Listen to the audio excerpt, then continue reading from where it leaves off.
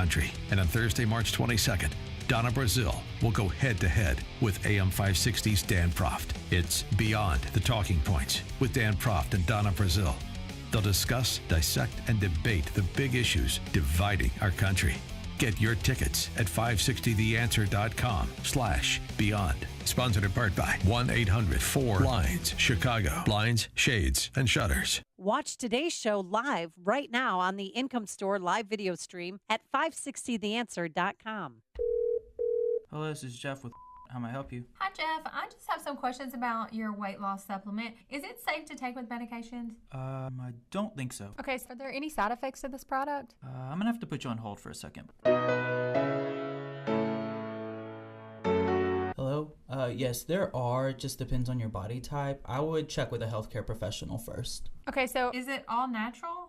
I do not believe so. Okay, well, all those are standard with Calitrin, so I'm probably just going to go with them. Okay. Thanks anyway. Thank you. Bye. This is John. I've lost 123 pounds thanks to Calitrin. Hi, my name is Yasmin. I started Calitrin, and I am now down to my high school weight, and I couldn't be happier. Hello, my name is Joyce. I've used Calitrin for a while, and I've lost 61 pounds. I've gone from a size 24 to a size 16, and it makes my sister-in-laws jealous. There's no comparison to Calitrin. See for yourself at toploss.com. True story. So I urged one of my family members to call CertaPro Painters. He didn't do it, and that painting crew had to come back 3 times to fix their awful, sloppy mistakes, even paint on the floor, if you can believe it. Well, with CertaPro Painters, you get the best in the business. The attention to detail, color selection is truly unmatched.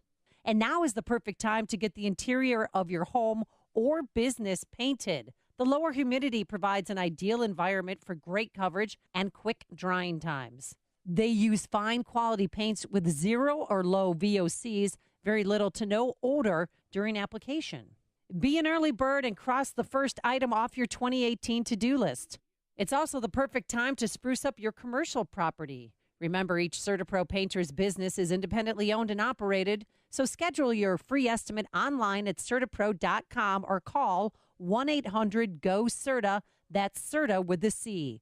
CertaPro Painters, we do painting, you do life. Looking to refinance your home? Then you need to call Team Hochberg. Sally's heard hundreds of Team Hochberg's ads, so naturally she called the nation's largest online lender, obsessed with their Rocket, because she saw their ad pumping gas. Bad move. The Rocket-loving lender quoted Sally a rate higher than us, and closing costs $6,000 more than Team Hochberg's. We explained the exorbitant closing costs and refinanced Sally into a lower rate and credited all of her closing costs. Team Hochberg doesn't have a Rocket, but we have lower rates and substantially lower closing costs than the nation's largest online Rocket-loving lender. You could call the nation's largest online lender who spends millions promoting their Rocket by charging excessive closing costs, or you could call Team Hochberg at 312-751-1333 or visit am560david.com. Team Hochberg has helped thousands of AM560 listeners, but we can't help if you don't call 312-751-1333 or visit am560david.com. Pearl Mortgage, an equal housing lender, Illinois residential mortgage licensee 4358 and MLS 19186. 512. And a check of your early morning roads in the Alarm Detection Systems Traffic Center, the very latest, with Jim Talamonte. Good morning, Jim. Good Friday morning, Mike. You mentioned that ice falling from the Willis or Sears Tower, if you will, in downtown Chicago, and that is a problem which has southbound Wacker Drive closed in that area outside Willis Tower. Area between Adams and Jackson. Southbound Wacker is closed right now in that area. Don't have an update on the cross streets, but at this point, that's our closure in the Loop area. There are still flood-related closures in the southwest suburbs, including 135th and Southwest Highway in Orland and Palos Park. There are closures of 135th and Southwest Highway for several blocks in that stretch. Channahon Cemetery Road remains shut down. In Tabler, no stable access. Munster Northcote closed near the Little Calumet River. Expressways and tollways, things are looking pretty good at this hour. And inbound Ryan has little congestion, Roosevelt into the Burn Circle. And Bishop Ford now with about a 3-minute delay from Stony Island Theater to Merge. During the midday, IDOT's going to be conducting major pothole repair operations on all the Chicago expressways, 9 a.m. to 3 p.m. So expect some lane restrictions and delays. Traffic is the service of Ace. Ace is the place with the helpful hardware folks. Neighborhood Ace has a wide selection of products from the best brands, including Valspar, Craftsman, Scotts, Toro, Weber, Traeger, and Yeti, plus the expertise you need to take on any project with confidence. Only at Ace, the helpful place. Traffic answers when you need them most. I'm Jim Talamonte, AM 560, The Answer. Chicago's Morning Answers starts next. Your official Chicagoland weather forecast with meteorologist Kevin Snyder. Areas of fog for the morning with a little rain early on. Otherwise cloudy and mild for the day with a high 48. Overcast through the night, low 34. Mostly cloudy with occasional rain in the afternoon and evening tomorrow, high 44. I'm Kevin Snyder on AM 560, The Answer. Currently 39 at O'Hare, 37 along the lakefront, 40 at Midway. Your next news update is at 5:30. Chicago's Morning Answer with Dan and Amy starts now on AM 560, The Answer. This hourly segment is brought to you by Mortgage Makeovers, a show walking you through stress-free mortgage options. Mortgage Makeovers, Sunday afternoons at 1 on AM 560, The Answer. This is Chicago's Morning Answer with Dan Proft and Amy Jacobson on AM 560, The Answer.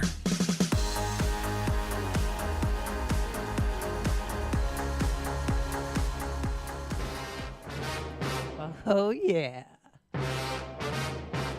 Folks, it has happened again.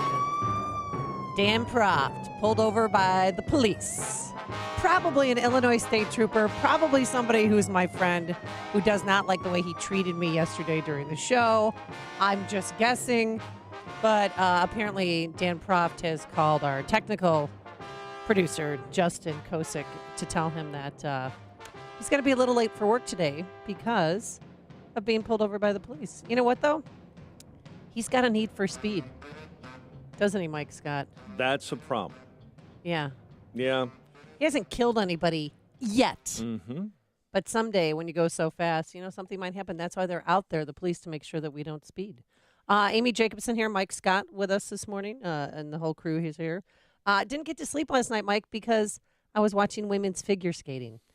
And I could not believe how bad American figure skaters were yesterday. You might be the only person who watched figure skating. Well, it's my favorite part of the Olympics. I remember watching Peggy Fleming. I remember watching Dorothy Hamill. Mm-hmm. Nancy Kerrigan, Tanya Harding, that whole thing. But we finished 9th, 10th, and 11th. Yep. And did you hear the reason why? No. One of the girls who's 15, hold on one second. She missed her mom. She's used to having her mom with her 24 hours a day. Mm-hmm. So she was missing her mom. She was the Asian girl who had the black sequenced out number on. I can't her name. And then there's Brandy Tennell. She's from Carpentersville. She works out at the Buffalo Grove Ice Arena. Mm-hmm. She has never fallen in any of the world competitions or the U.S. championships. Has never fallen. Fell twice yesterday. She was concerned about making it to Dancing with the Stars. Can you believe that one? She's been contacted about appearing on Dancing with the Stars, or she was just wishing and hoping. There's so much pressure on her to perform well that she fell down because she was thinking, oh, if I nail this, if I get a gold medal or even medal at all, I'll get all these endorsements and I'll be on with Dancing with the Stars. Right. And the other one did not like that she had never took a warm shower once since she was in South Korea. So, did you watch any of the Olympics? What about women's hockey? Because I didn't watch that. I watched the women's hockey. I watched the men's hockey against the Czech Republic when they lost in a shootout. That was a fantastic game. What a bunch of ragtag guys from all over the world that came together and performed way above expectations. Coached by a suburban guy, Tony Granato, whose sister Cammie won a gold in 1998 in Nagano. I think that was the year. And it was fun. Loved the cross-country ski. I know. I got into that. That was fabulous. And the all relay. of the races. Did you see the relay? And Norway was 8 seconds behind in the relay, and they came back and won the gold medal. Sprint relay. The Norwegians and the Swedes having elder statesmen perform so well. Long-time Olympians, 4-time Olympians getting medals. The U.S. winning their first gold medal ever in cross-country skiing. That was a lot of fun in the sprints. But other than that, Lindsey Vaughn's not out. really. She didn't medal in her last competition. Yeah. And the medal count, they expected, somebody found the secret memo of how many medals the U.S. Olympic Committee wanted to earn this Winter Olympics. Sure. We are down 10 from that. So, the curling guys are a great story, but it's curling. It's kind of like winning an Olympic gold medal in ping pong. Hey. In my world. Oh, I love curling. It's fun. It's fun. It's a great sporting It is a activity. great sport. Our friends in Wisconsin, there's wonderful Minnesota. rinks right up the road in Lake Delavan and Geneva Lake, just right up the road. It's a lot of fun to watch. It's a sporting activity. It's kind of like golf. It's kind of like ping Exactly. pong. Doesn't matter your physique. No, if you but just know what you you're have to doing. be good You have to have at a it. skill set. You've got to be good at it, Yeah. and it takes a skill set, and you have to be practiced at it. It's not something you can just. Well, closing ceremonies are this weekend, and guess who we sent? Ivanka? Ivana Trump. Wait, Ivanka. Ivanka Trump, excuse me. Yeah, I'm And not sure she's- Ivana is allowed in Korea anymore, is she? Yeah, that's this weekend. So Yeah. the Olympics, they She's came there right now. and they went. Yes, 2 weeks of our lives. Connect with Dan and Amy on the AM 560 The Answer mobile app. Just text the word app to 64636 to download the app today. Coming up on Chicago's Morning Answer, be careful of the pictures you have in your phone. They could get you in trouble. Just ask the governor of Missouri. But first, here's your forecast. Today, a little rain early this morning, but it will be cloudy, mild, a high of 48 degrees. For Saturday, mostly cloudy with occasional rain in the afternoon, a high of 44. And for Sunday, mostly sunny, breezy, a little warmer than average, a high of 44 degrees. But we'll hit 60s by Tuesday. Let's get into the Alarm Detection Systems Traffic Center. Jim Talamonte, do you see Dan Proft pulled over anywhere on the side of the road? We're scanning the cameras right now. We don't see it on any of our cameras. We'll be keeping an eye on that. Hopefully Dan gets to work safely and soundly. He won't be able to take southbound Wacker Drive in the loop. He's still in the downtown area because there's a closure. Wacker, Adams and Jackson. There's been some falling ice in the Willis Tower. Still some flood-related closures in the southwest suburbs. 135th and Orland Park still flooded. In Southwest Highway and LaGrange Road. Actually, we're told the water's out of there, but the road's still closed.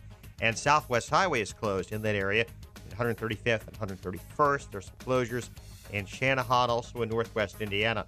On the expressways, we see mild delays now on the inbound Rhine and the inbound Bishop Ford. Bishop Ford, about a 5-minute delay, 111th to the merge. The tollways are clear.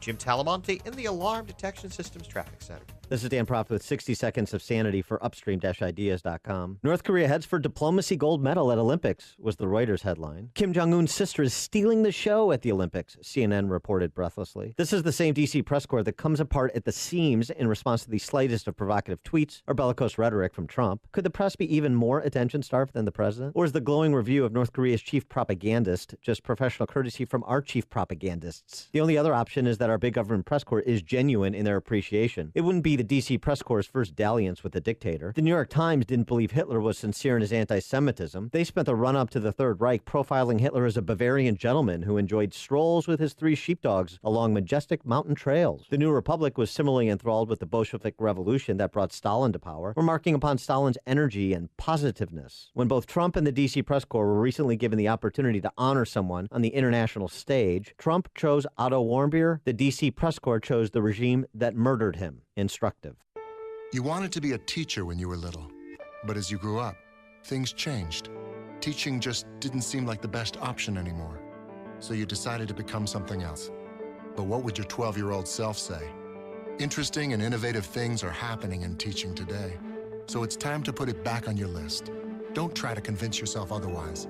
You had it right the first time. Find out how you can make more at teach.org. Make more. Teach. Brought to you by Teach and the Ad Council. Highland Park Ford Lincoln's in the house. Here's Alan Marty. For 30 years, we've been making people happy with incredible deals and service. We're the best Ford Lincoln dealers in town. Because making people happy makes us happy. No doubt. This is one happy place. Heck, we just break into dance all the time. We don't break into dance at the dealership. Sure we do. No, we really don't. We could. Come on, Marty, dance with me. The Highland Park Ford Lincoln Superstore. Call 1-800-984-9000 or go to alanmarty.com. Admit it. Okay, you're a lovely dancer. Thank you. This is Alan Marty. Deal with us. The expensive mattress you're considering buying is a waste of money. because it isn't customized to you. Hi, I'm Christian von Rickenbach, founder of HelixSleep.com, the only place to get a customized mattress starting at just $600. Just go to HelixSleep.com, fill out our 2-minute sleep survey, and we'll design a mattress made just for you. With a 100-night sleep trial and financing as low as 0%. For a limited time, get $50 off your mattress order when you go to HelixSleep.com/talkradio. That's HelixSleep.com/talkradio. People make your business work. But how do you find the right talent? ZipRecruiter. One click posts your job to over 100 top job boards. Then, smart matching technology instantly alerts quality candidates about your job. No wonder 80% of employers who post on ZipRecruiter get a quality candidate through the site in just one day. ZipRecruiter, the smartest way to hire. To try ZipRecruiter for free, just go to ZipRecruiter.com/talkradio. That's ZipRecruiter.com/talkradio. Picture your son in 10 years. What kind of man do you hope to see? I know you want your son to be a man of character.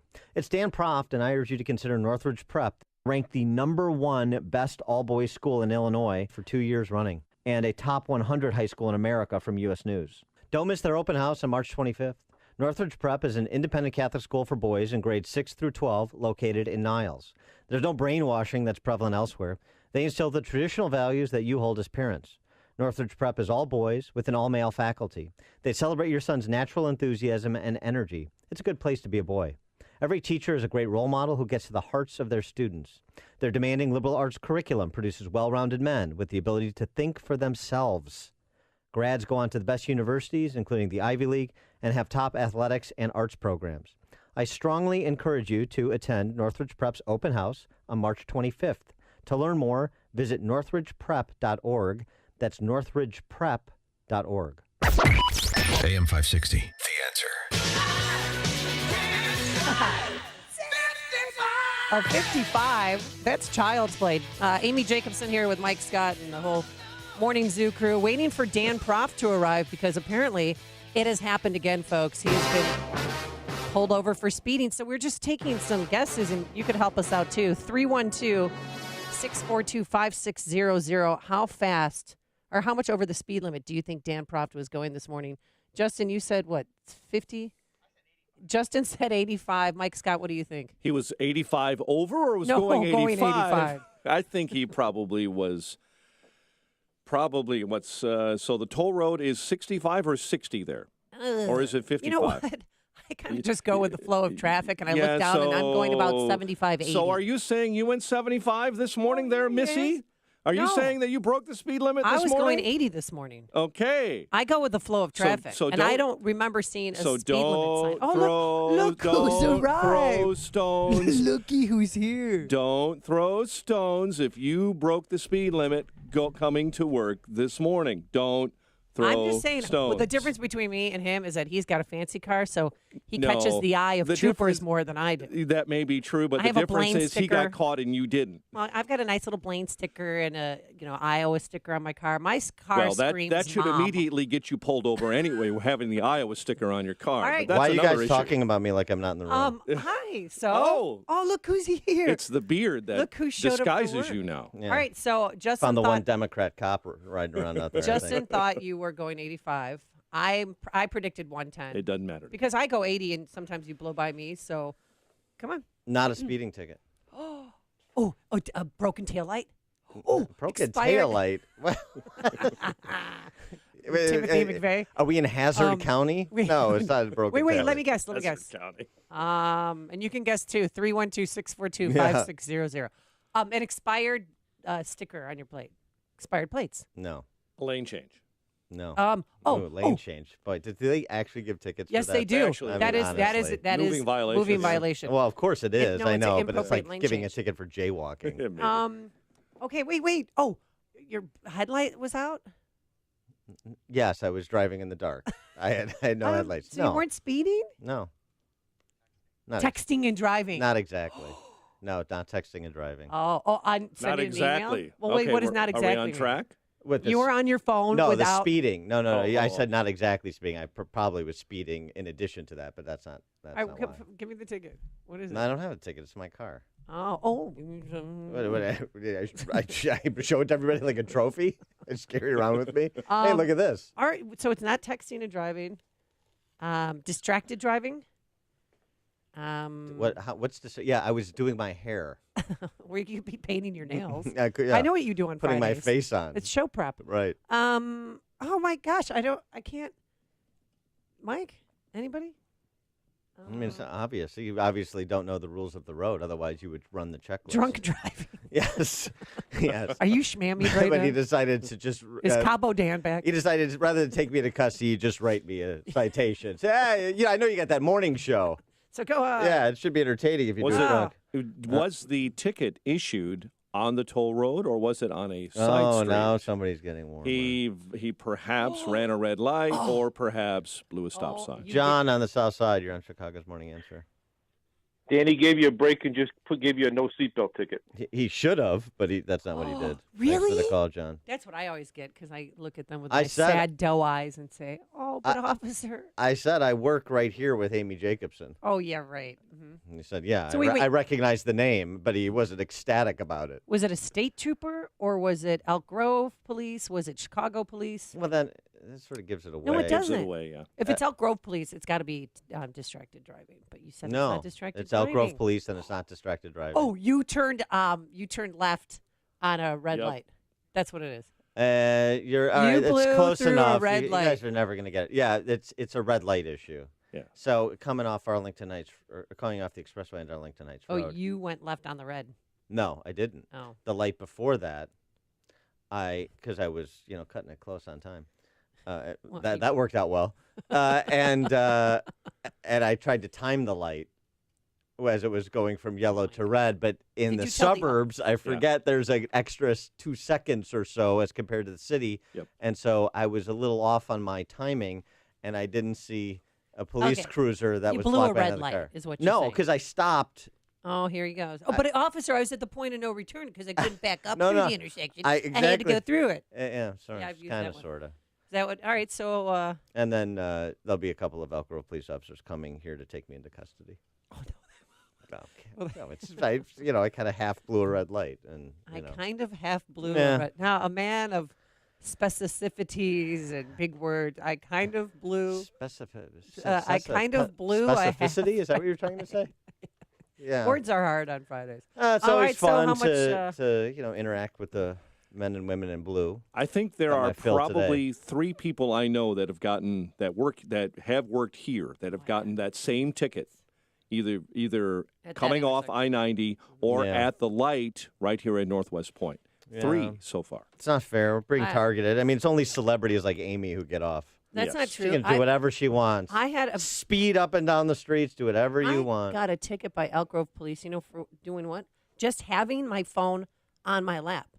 And I said, but I wasn't texting. I wasn't. He goes, no, you can't. Legally, you can't have it on your lap. You have to have it next to you. Or on the seat next to you. You cannot have your phone on your lap, which I thought was a stretch. I thought maybe he just wanted to meet me. The say one hi.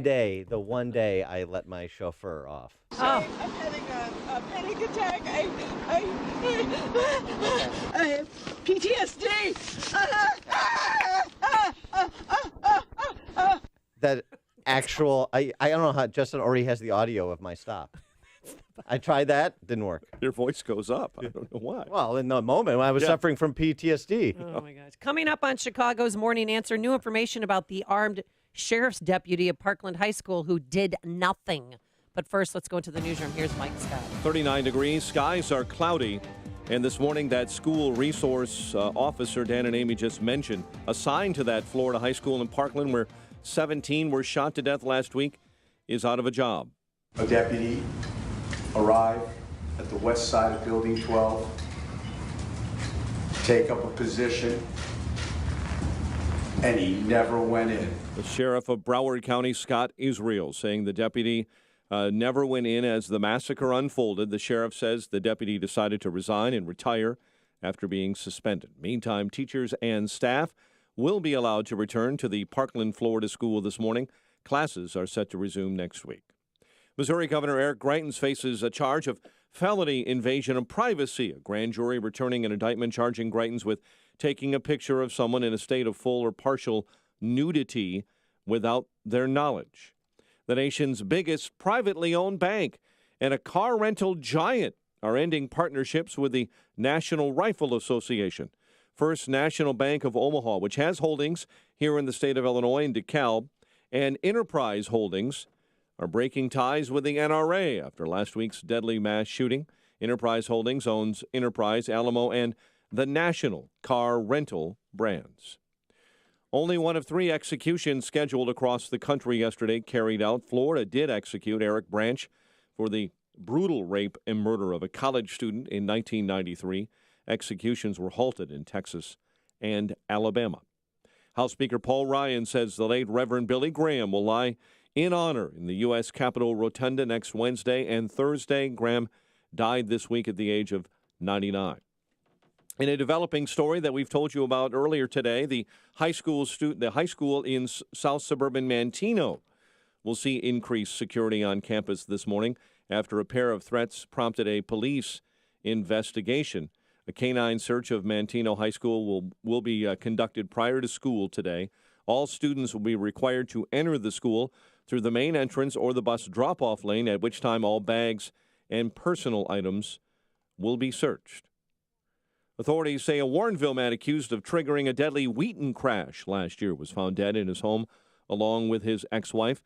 Police discovered the bodies of Brian Thunderkick and Laura Arns yesterday morning. A Chicago man accused of brutally murdering his 2-year-old son, Rolando Ortiz, was arrested after Mateo Aguayo's body was found Wednesday, nearly decapitated. And deplorable living conditions are being blamed for the evacuation of an assisted living facility in Dixmoor. Channel 9 first to report all residents living in the mother's house were transported to area hospitals last night. That facility was reportedly infested with bed bugs. Ben Simmons knocks down 2 late free throws to give the 76ers a 116-115 win over the Bulls. Blackhawks close out a 4-game homestand against the Sharks tonight. Last night in Big Ten hoops, Fighting Illini fell to Purdue. Northwestern lost to Wisconsin. The news, a service of Audible. Stay motivated, informed, and entertained through the power of audiobooks. Listen anytime, anywhere with the Audible app. Start a 30-day trial, and your first one is free. Just go to audible.com. 5:35 and a check of traffic and weather on the way next on AM 560. Mike Gallagher needs the rhetoric dialed down. The ongoing assault on the NRA, they don't have blood on their hands. They're not a terrorist organization. And until that kind of rhetoric and that kind of nonsense is eliminated, if you think you're going to make any progress on gun control, you're out of your mind. The Mike Gallagher Show. Weekdays at 9, right before Dennis Prager at 11 on AM 560. The Answer. Watch today's show live right now on the Income Store live video stream at 560theanswer.com. Cold or flu? Fever is flu's trademark. The Exergen temporal scanner is the #1 thermometer pediatricians recommend. Protect your family with technology backed by over 70 clinical studies. Exergen.com. Famous conservative quotes. Presented by Automated Systems. Ronald Reagan wisely said, "Freedom is never more than one generation away from extinction. We didn't pass it to our children in the bloodstream. It must be fought for, protected, and handed on for them to do the same." It's important we support companies that share our conservative values. If you are a manufacturer, I encourage you to call my friend Laz Kulchar from Automated Systems. As a software and systems integration company, Automated Systems creates custom solutions to make your production lines, facilities, and plants run more efficiently. Imagine less downtime, more speed, and fewer rejects. It doesn't matter if you're a Fortune 500 or a startup, Automated Systems delivers solutions for your toughest automation challenges. For information, I encourage you, man, to talk to Laz at Automated Systems. Call 844-HIRE-ASI or visit AutomatedSYS.com. That's 844-HIRE-ASI. 5:37. Let's get an update on the roads in the Alarm Detection Systems Traffic Center. Here is Jim Telemonte. Thanks, Mike. Seeing mild delays now. The inbound Eisenhower, 17th Avenue to Des Plaines Avenue. It's 31 minutes from 390 to downtown. Outbound 5 at 29. No delays yet on the Edens of Kennedy. Stevenson inbound. Heavy Lamont Road to Cass and Harlem Cudsey. It is 39 minutes, 355 to Lakeshore Drive. The Ryan, 19 minutes, 95th to downtown.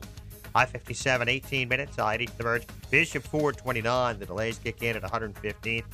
Tollways are looking good. Northwest Indiana as well. Many flood-related closures are gone. There are still a few, including the area in Orland, Palos Park near 135th Southwest Highway, Jasper County 231, State Road 14 and County Road 100. Downtown Chicago, there's a closure of Wacker between Adams and Jackson with falling ice from Willis Tower. Traffic service of Ace. Ace is the place with a helpful hardware, folks. Your neighborhood Ace has a wide selection of products from the best brands, including Valspar, Craftsman, Scott, Toro, Weber, Traeger, and Yeti, plus the expertise you need to take on any project with confidence. Only at Ace, the helpful place. Traffic answers when you need them most. I'm Jim Talamonte, AM 560, The Answer. Chicago's Morning Answer continues next, your official Chicagoland weather forecast. Bit of morning rain, and there is some fog out there, cloudy and mild, high 48, overcast, and a low of 31. Overnight, 39 at O'Hare. Next news coming up at 6. Chicago's Morning Answer with Dan and Amy continues next on AM 560, The Answer. This hourly segment is sponsored by the Townstone Financial Show, Saturday afternoons at 1. Nobody values your mortgage business like Townstone. Listen and call for the best advice. Let him go, Lou. Someone going that fast has no time for a ticket.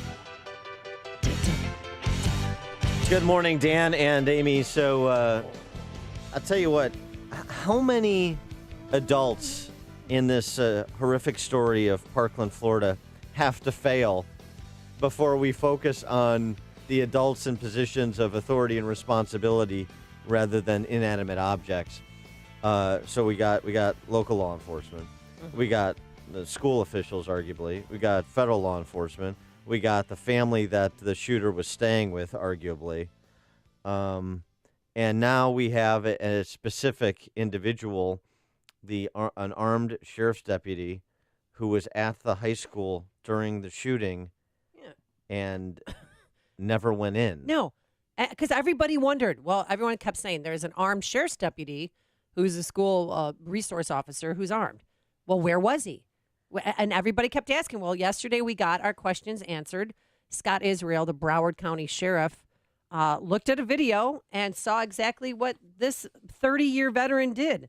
And that was absolutely nothing. What I saw was a deputy arrive at the west side of Building 12, take up a position, and he never went in. And here's what he should have done and what he was trained to do. So what should he have done? Went in, addressed the killer, killed the killer. Instead, he sat there. And I want to see the video so badly. And reporters asked the sheriff, are you going to release it? And they don't know yet. But so once the sheriff saw that, he put him on administrative desk duty. And then the 30-year veteran turned around and just resigned.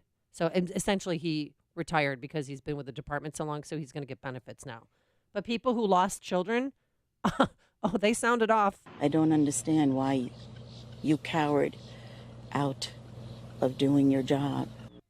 Maybe they could have been saved. Maybe they could still be alive if he had gone inside and tried to stop something from happening. Or at least give your gun to somebody so they could go in and try to stop him. It's just, it makes me sick to think he had rounds. He had a few clips on him, too. He could have taken him out. You go toward the action. You don't run away and cower in fear and wear your little pea hat and not go in the building. I think he should be charged with something, don't you? Well, what are you going to charge him? I don't know. But he has blood on his hands. And even the sheriff is heartbroken. Devastated, sick to my stomach. There are no words. I mean, these families lost their children. We lost coaches. I've been to the funerals. I've been to the homes where they sit and shiver. I've been to the vigils. It's just, there are no words. By the way, it's worth noting, in addition to that, 2 other county sheriff's deputies were placed on restricted duty on Thursday because they may have mishandled tips called into the sheriff's office over the past 2 years, warning that the shooter appeared intent on becoming a shooter. So I ask again, particularly on the occasion of Wayne LaPierre speaking to CPAC yesterday and President Trump speaking to CPAC today, and undoubtedly he will address this topic again as he did yesterday, how how many adults have to make the wrong judgment call, have to be derelict in their duty before we look at institutions and judgment calls by persons in positions of authority and responsibility rather than screeching about inanimate objects or one more redundant or capricious law. 312-642-5600, turnkey.pro answer line. 64636DA, turnkey.pro text line. While unarmed students and teachers were risking and ceding their life standing up, you had a deputy sheriff who chose to live on his knees. And it's so strange because if you look at Scott Peterson's record, he's won two accommodations for his work. Again, 30 years on the force, but he did nothing and just sat there. I mean, you're hearing 46 minutes straight of gunfire, and you just sit there. What did he think he was going to pick them off on the way out or something? And those two deputies you talked about, they've responded to Cruz's house 23 times. Because, you know, you keep hearing like 39 times, and these two worked together and responded to Cruz's house more than a dozen times. Well, and nothing was done. So they're on desk duty, essentially. One thing to remember in context here, now law enforcement has enhanced responsibility because that's their professional calling. Yeah, that's the job they chose to do. And obviously we saw the opposite, which is normally what you get tragically last week with Commander Bauer, who rushed to the scene of an active shooter while people were running away. That's normally what you get from law enforcement. It wasn't in this case. But let's also remember, before we get too full of ourselves, that the sociological research from Cornell that I wrote about, and we've talked about on this show, but a year and a half ago, after Marquise Gaines was killed in Chicago, and lying prone on State Street, nobody rendered any aid. And then they ran over him, didn't they? Well, accidentally, a taxi cab ran over him, didn't see him there, but the lack of rendering aid was the issue. How many people will render aid to someone in need? Now, this is an extreme case, obviously, but how many people will do what we talked about yesterday? The National Guardsman in Albuquerque who saw a woman and a daughter being beaten up in the middle of the street, and he, a concealed carry holder, went towards the guy who was pistol whipping his wife and estranged wife and daughter, told him to stop. He turned on the guy that told him to stop, and the guy who told him to stop, the good guy with the gun, shot and killed him. But how many people will put themselves in harm's way in that situation? 312-642-5600, turnkey.pro answer line, 64636DA, turnkey.pro text line. Bob in Chicago. Yeah, good morning, guys. Morning. Morning. You know, this sheriff is human, and obviously he was just scared. We don't know what was going on in his life. Is he just a year short of retirement? Does he have family that he has to be taken care of? So what? I mean, everybody talks tough. I'd be in there. I'd stop the shooter. But you don't know what you're going to do until you're in that situation. Well, let me ask Soldiers freeze. Yeah, let me ask you this, Bob. Was he not derelict in his duty? Oh, he definitely was. Yeah. No doubt about it. Yeah. We all know he should have gone in. Right. But I mean, I'm personally, I cut the guy a little slack. I mean, his career is over. If my kid was Thanks killed for in the that call, Bob. if my kid was killed in that high school, I would run to his house to strangle him. I mean, he signed up for that job. He trained for that position. It's not as if it was his first day on the job. I know it's a 45-acre campus, but the video shows him running to Building 12, sitting outside the West door, and just it's almost as if he was paralyzed. He was afraid something happened. Then don't do that job. Then retire. Have a young person come in and do it. Chris and Aurora. Okay, this to me, Dan, you're a gun guy just like me, all right? So he's going to go in with most likely, let's just say he had a Glock, all right, 11 to 15 rounds versus an AR-15 with 30 rounds. Mm-hmm. I mean, maybe the guy said there, I'm going to wait for other people to get here before I go in, and obviously, and the more he waited, the worse it got. But, I mean, think about that. You're going to go in with a guy with a rifle versus you and your handgun. As soon as you're out of bullets, he's got 20 more left to go against you. Yeah, I mean, perhaps that's what he was thinking, Chris. I don't know, but don't know, because the Broward County Sheriff would not say, Broward would not say why he did what he did, why he sat there and did nothing. Well, perhaps he doesn't know at this point. He just saw the video, right? Pete in Montgomery. My thunder's already been pretty much stolen, but I don't think we can really condemn him. But in a larger issue, we're talking about trying to arm, and I agree with doing this, arm teachers and administrators to prevent this sort of thing. So we have to take into consideration that it's really difficult to run into gunfire. Not impossible, just really, really difficult. And we're going to have this kind of incidents in schools and hospitals and malls. If we have armed people everywhere, we're going to have the expectation of them having that kind of courage, but it won't always happen. Well, sure. Thanks for the call. Sorry, didn't mean to cut you off. Sure. I mean, you have, servicemen that go AWOL, right? Right. That happens. But we're not going to dumb down the standard, are we? I mean, that's the point. I understand he could be afraid. I understand he may rationalize this in his mind. The question is, what was his responsibility in that moment? And I think that's pretty clear. Jim in Warrenville. Hey, Jim. Hello, how are you? Good. I have two things. First, I've just listened to the last few calls here, and I can't believe they said exactly what they said. As an officer, you qualify every year with a weapon. You don't need 30 shots. You should be able to do it with a few shots, one or two probably, one to the head, one to the heart. Number two, this kid was focused on something else. If this guy came from another direction, it would have been really easy to the element of surprise. He wouldn't have expected this guy to come around the corner. But more importantly, Amy had addressed something the other day, and unfortunately I had the flu. Glad you're feeling better. I find it ironic that we don't think that 18-year-olds are competent enough to handle certain types of weapons, and yet we've given them the most important weapon, which is the right to vote. I cannot believe that we're actually suggesting that we can't give them a weapon, but they should still be able to vote. And of course, the only reason the 18-year-olds have the right to vote was because of the Vietnam vets, which I'm proudly to say I'm one of.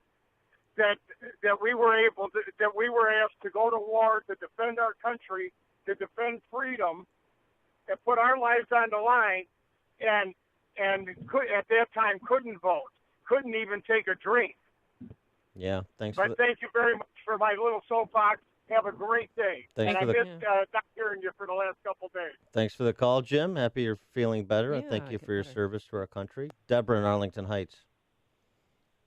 Do you think it could be because with all these police officers that went to his home and the one that was at the scene at the school, that because of everything that's gone down in the last few years with officers being afraid to do something or being told to stand back and wait in a situation, that maybe that had something to do with these officers not doing their job because they're afraid, because they're picked apart and looked at through a microscope in everything that they do? Okay, thanks for the call, Deborah. You're listening to Chicago's Morning Answer with Dan Proft and Amy Jacobson on AM 560. The Answer. Nobody should have to live with depression. Not anymore. It's a new year. Time for a new you. Abilify, Wellbutrin, Seroquel, Rexulti. These are common drugs prescribed for depression. You may be able to get off the drugs and the endless counseling. You've heard about the revolutionary TMS therapy. Now it's time to get a free consultation from HPR centers. And your frustration with life and relationships. In a few short weeks, your life will change. It's FDA cleared, safe, and it's covered by most insurance, including Blue Cross Blue Shield and Medicare. TMS therapy treats the cause of your depression. Millions have been treated. The results, nothing short of outstanding. HPR centers are proud to bring TMS therapy to Chicagoland and Milwaukee. You need to take the first step. Call. The war on depression is over. You win. HPR Centers. 800-604-0208. 800-604-0208. Go to endmydepression.com. Ace is the place with the helpful hardware, folks.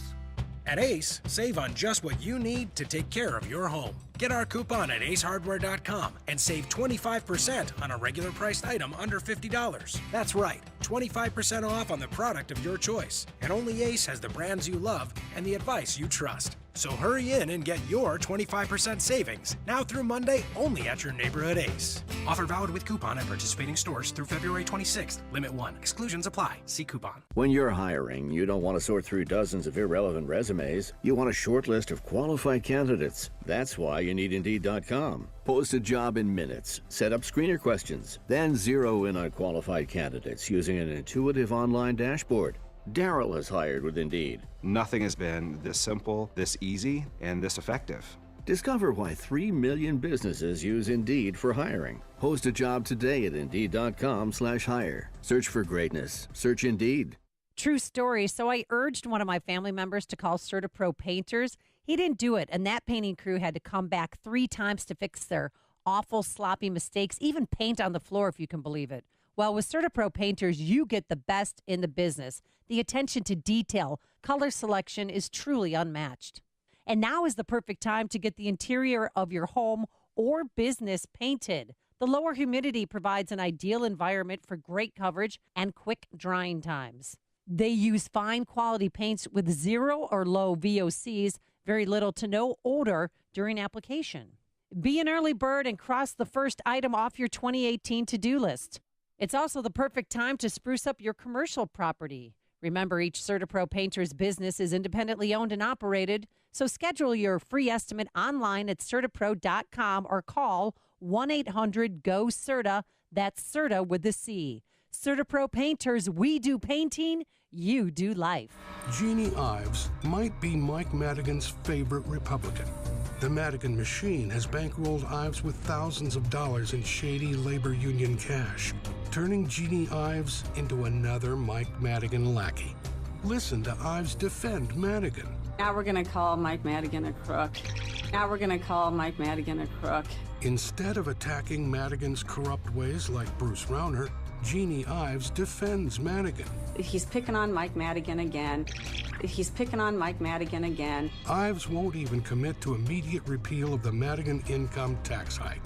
You need legislator approval to repeal that, obviously, so you'd have to have them decide to do that, to repeal it, right? I can't guarantee what the legislator is going to send me in the bill. Jeannie Ives, guaranteed to defend and defer to Mike Madigan. I don't think that's any way to deal with the powerful Speaker of the House, Mike Madigan. Paid for by Citizens for Rauner, Inc. Hear that? That's the sound of a quality solid door from Competitive Door and Supply Company. Doors that serious contractors use for everything from hospitals to schools to warehouses.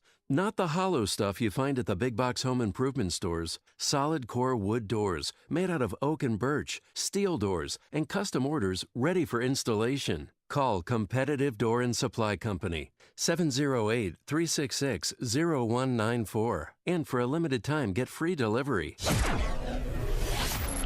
5:57 and a check of your early morning roads. In the Alarm Detection Systems Traffic Center, here is Jim Talamonte. Thanks, Mike. Downtown Chicago got a closure of Wacker, the area between Adams and Jackson, falling ice, Willis Tower. Closure at Orland Park, Palos Park, 135th Southwest Highway due to the floodwaters, which have receded for the most part there. The Edens is fine. Kennedy, 22 minutes, O'Hare to downtown. Outbound 21. On Eisenhower, delays start around Manheim, 35 minutes, 390 to the Circle. Outbound 30. Stevenson, 46 minutes, 355 to Lakeshore Drive. Ryan, 25 minutes, 95th to downtown. I think traffic answers when you need them most. I'm Jim. Currently 39 degrees at O'Hare. The news, a service of Ace. Ace is the place.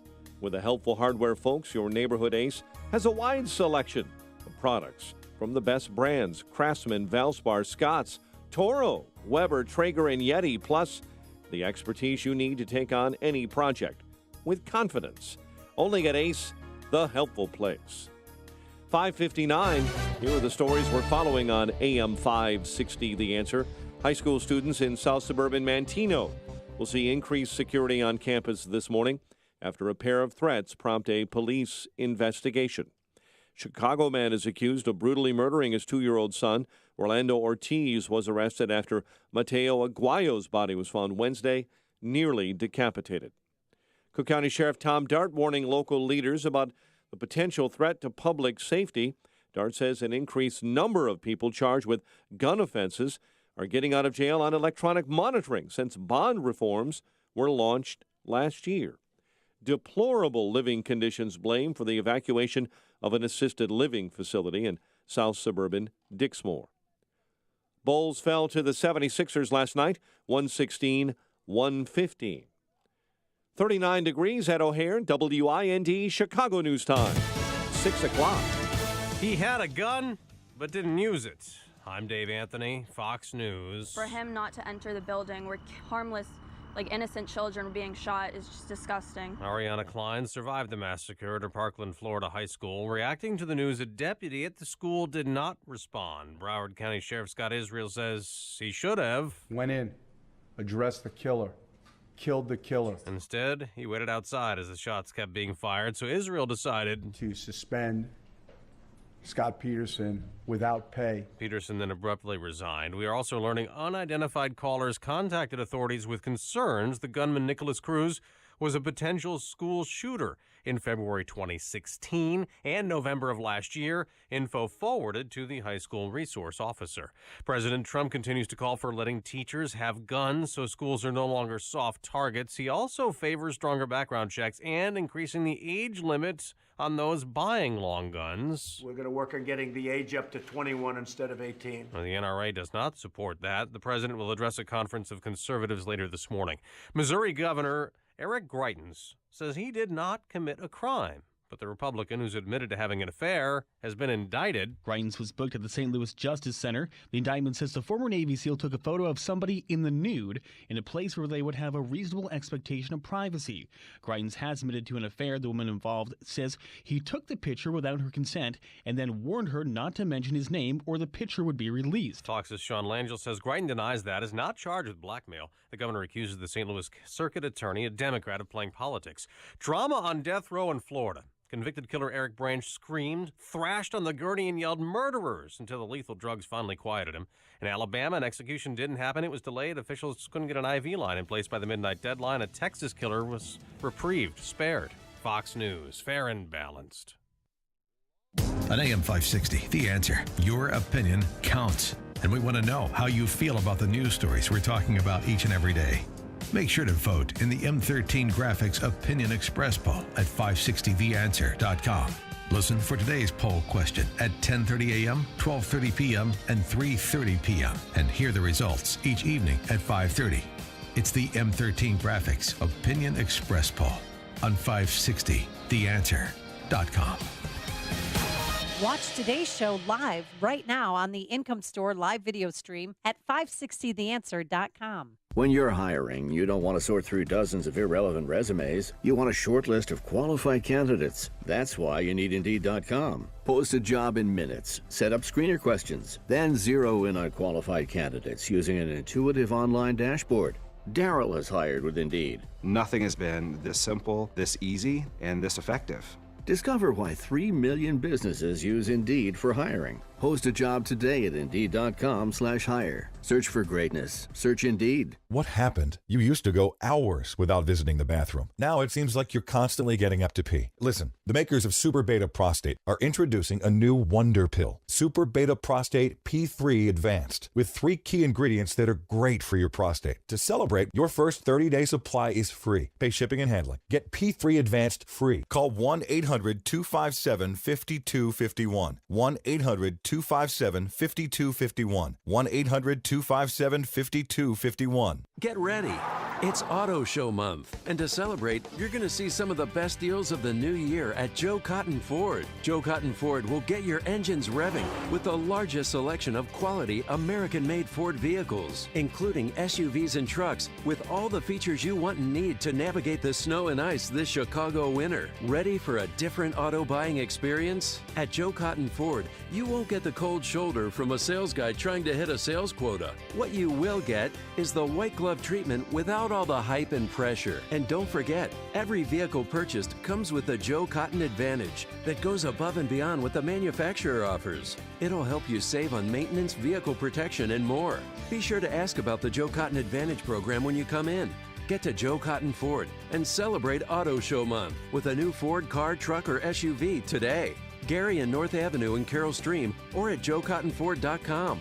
joecottonford.com. They say a good coffee maker pays for itself in a few months. Not bad. But did you know salting icy roads pays for itself in only 25 minutes? It's true. States can lose up to $700 million every day when roads are closed or impassable due to winter weather. But salting helps keep them open, saving millions of dollars. Icy roads end where salt begins. Guess it's true what they say. Everything's better with a little salt. Find out why at alittlesalt.org.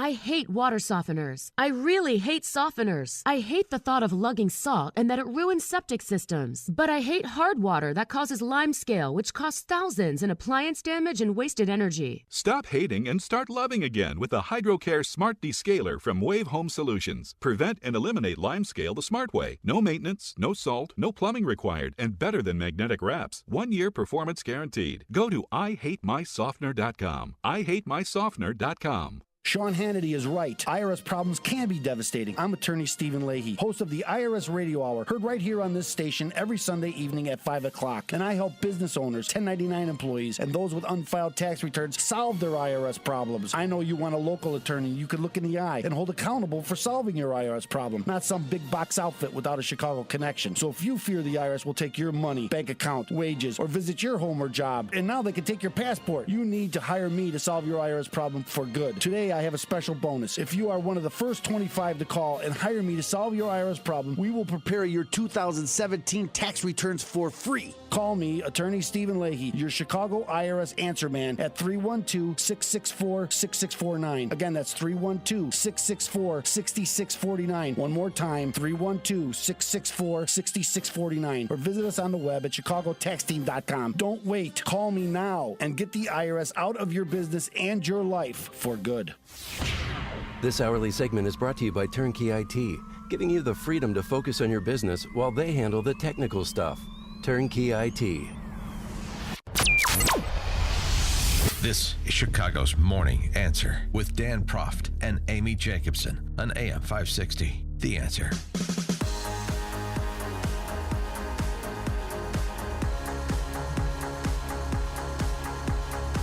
Good morning, Dan and Amy. Before we get to what President Trump had to say yesterday, Wayne LaPierre of the NRA at CPAC, I just want to continue this discussion we started last hour about this sheriff deputy, Scott Peterson, who is on video remaining outside the west side of the building while the shooter in Parkland is mowing people down.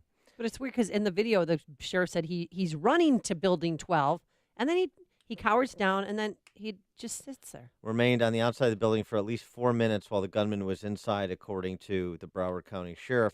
My question is, in addition to whether you want to comment on this seeming act of cowardice, what about Sheriff Israel? Should he go? You've had Governor Scott call for FBI Director Christopher Wray to resign, and others, over the FBI's mishandling of this case, failure to follow protocol at minimum with respect to the January 5th tip that was received but never forwarded to the Miami office about the Parkland shooter.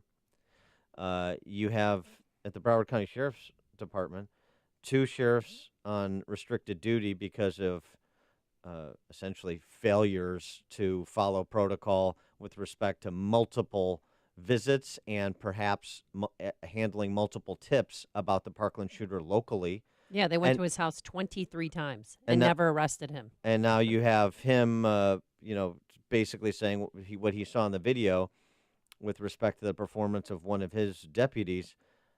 He had no explanation for it. It made him sick. He's the sheriff. Should he go? 312-642-5600, turnkey.pro answer line. 64636DA, turnkey.pro text line. John and Marengo, you're on Chicago's Morning Answer. Hi, hi Dan, hi Amy. Hi. Hey, so yeah, I know you were just talking about it, but I just don't understand. People just keep blaming the type of gun that was used. They just keep blaming the gun. And I watched CNN's town hall. That was just an absolute joke when it came to that.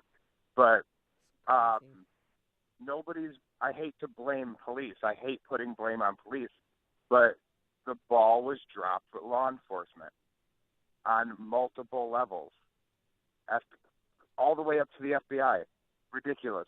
FBI, local police, the sheriff that was supposed to be at the school. This could have been stopped so many times. Yeah. Thanks for the call, John. But for the Broward County Sheriff to go, I don't know. I mean, he's doing something at least. He watched the video, and he said, as soon as I saw the video, I put him on desk duty. He was on paid administrative leave. And then the police officer resigned because he's been there for 30 years. So what about how his retired? What about how his department handled this matter for the last couple of years? Oh, and then the phone calls that they got to the sheriffs.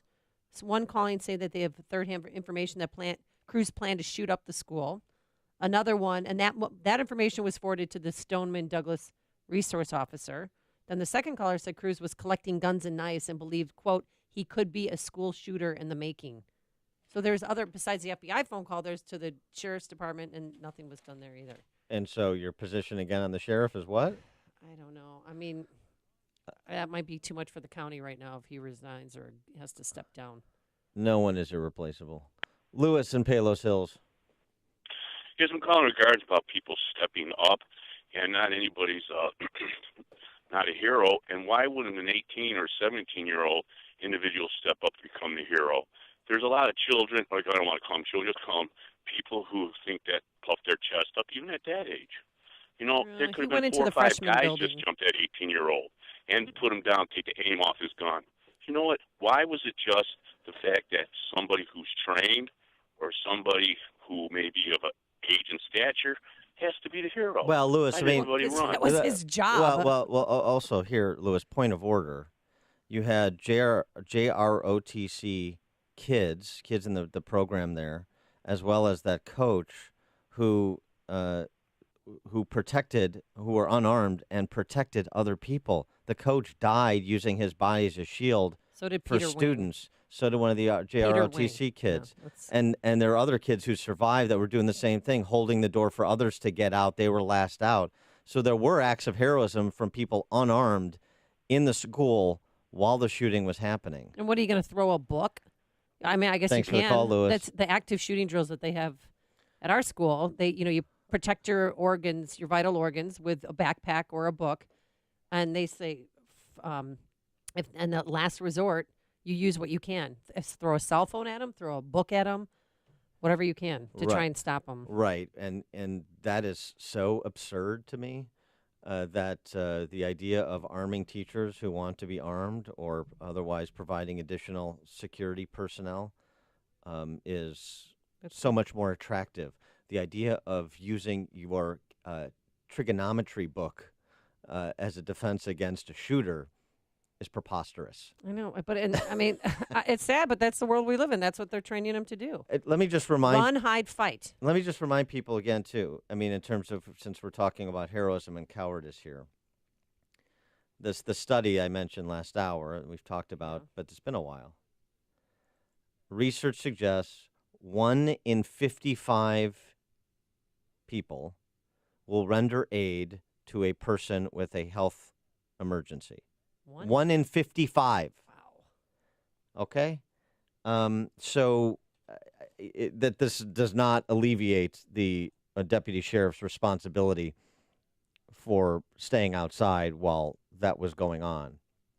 But I'm sorry, 1 1 in 39, 1 in 39. It's 1 in 55 if the person with a health emergency is black, and 1 in 24 if the person with a health emergency is white. It's a Cornell study from about a year and a half ago. So overall, it's 1 in 39. 1 in 55 if the person in an emergency is black, 1 in 24 white. 1 in 39. 1 in 39. This is the Marquise Gaines case in Chicago. This is the Kitty Genovese case from 50 years ago in Manhattan. Steve in Volo, you're on Chicago's Morning Answer. Hey, Dan, my question really is exactly kind of what you just described, and that's the police and their duty to act, and how the Supreme Court ruling in 2005, what that has to do with it, and secondly, how, if that is the case, aren't we more, don't we have more of a duty to ourselves then, to protect ourselves than rely on the police? Well, ultimately, you're going to be held accountable to protect yourself, whether you want to be or not. The police, I mean, you're right. The police are a reactive institution, generally speaking. They respond after a crime's been committed or when a crime is being committed. And we just have to understand that's the nature. It can't be everywhere, and you don't want them everywhere, frankly. So you're right. That's ultimately how it will play out, and whether people want to confront that reality or not. However, this situation in Florida with this deputy sheriff, an active shooter, and people are unarmed, and you hear the shots being fired, and you are behind a stairwell outside the west side of the building, and you don't go in. Forget legal culpability here. We're talking about moral culpability, professional responsibility. Does he have a duty to go in and do what he can to end the shooter? I think he does. So do I. I mean, it's Thanks for so the call, ridiculous. Steve. And I would love to hear from him someday. But I have a feeling he's going to be moving from Florida, from that area, pretty soon. Because people aren't going to take this sitting down. When beggars die, there are no comets seen. The heavens themselves blaze forth the death of princes. You know, it's better coming from you than me. Yeah, it's Calpurnia, actually, from Julius Caesar. Yeah, it's Julius Caesar. Yeah. Thank you. Jim in Chicago. Hey, how you doing? I'm a retired Chicago police officer, and they have a school violent incident plan in place in every school in Chicago. It's been worked out beforehand, and the police work in tandem with that. The first thing that a police officer does when they get a call of it is to respond. And the first car responding gets there, they see if it's a bona fide incident. Then they put the school violent incident plan into effect. Then you go into the school and you begin to ascertain, and there is a safety net set up where there's a command center put up in every school where you can operate out of. And it's all pre-planned ahead of time. It's easy to play Monday morning quarterback, and as far as that police chief down in Florida resigning, let it play out and see what happens. But okay, but Jim, no, he already resigned. He was assigned to the school, and he didn't go to the building. He's talking about Israel. Oh, okay. He's talking about the sheriff. But Jim, but let me ask you this: so, what's your take on the deputy sheriff outside? Well, Chicago police, they're taught to be working as a group, and they think blue, not black, white, Hispanic, and they all work to try to stop the bad guy. So police officers in Chicago, just like Chicago firefighters, are all trained to fight fires more aggressively. They go in and fight fires. Chicago police go in and fight with the gunman to try to stop the actual shooter. Right. But I don't know what the Florida... well, yeah, but thanks for the call, Jim. But here's the thing. I appreciate pre-planning and that you should have an action plan for these sort of circumstances. That makes perfect sense to me. But here's the other thing, right? It's like the... all plans go out the window. The first shot is fired. All strategies go out the window when the first punch is landed. Mm-hmm. These are human judgment calls. You cannot game plan for every contingency in life. And I'm growing a little weary of this false notion that's promoted that we can extract judgment from humans because we got a plan, we got a protocol, we got a policies and procedures manual. Sometimes something happens you can't predict, and sometimes human judgment is required. And so the basis of that judgment turns out to be really important because it informs the call you're going to make. the kind of everything. There's a plan and a policy for everything. There isn't. Steve on the Northwest Side. Good morning. Listen, a couple things. First of all, I retired from the Chicago Police Department a couple of years ago, and I worked all over the city. I don't know one police officer that would not have gone into that school. I don't care if if you left your gun in the car. You're going in. I'm well aware of what Jim's talking about, the plan. We all have a plan. But when you run to the sound of the gunfire. Secondly, I saw a politician from Florida last night on the Tucker Carlson show, and he claims that that deputy was nowhere near the action, and he would not have made a difference. So my question is this. Who is lying? The Sheriff Israel down in Florida? Is he their version of our Tom Dart, or is the politician from Florida lying? Okay, No. thanks for the call, Well, Steve. The county sheriff, he said he saw the video, and he said he ran in the building and took in a cowering position and then just stayed there and never went in. And you can hear the shots going off, and he never goes in. Right, but the video wasn't released, and so Steve's question is there's two different stories being told. Who's not telling the accurate story? I would love to see the video, but that might enrage parents, especially victims' family members.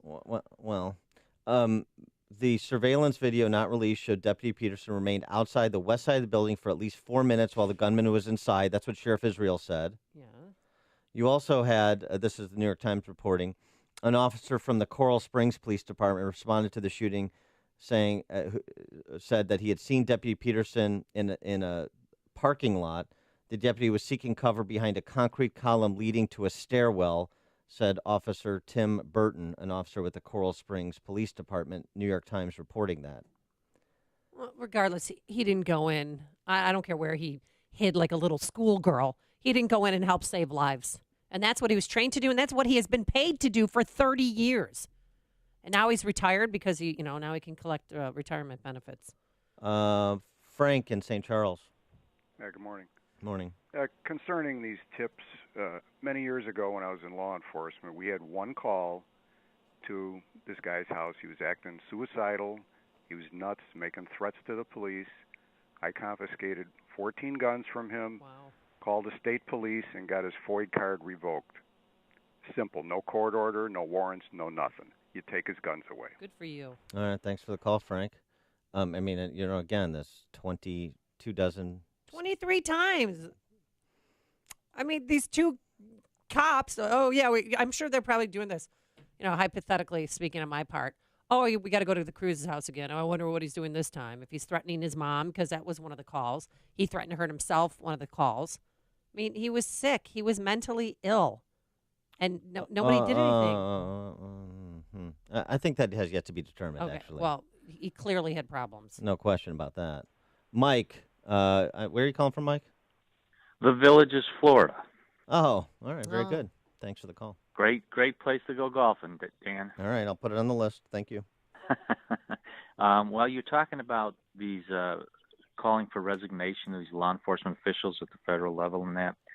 They aren't elected. The sheriff down here is elected. So he will be the people will be the ones who determine whether he should resign or not. Fair enough. All right. Thanks for the call, Mike. Appreciate it. Enjoy the golf weather down there. Yeah. Lucky biz. Bob on 90. Hey, Dan, Amy. Listen, I was a school resource officer for 10 years. I'm still an active law enforcement officer.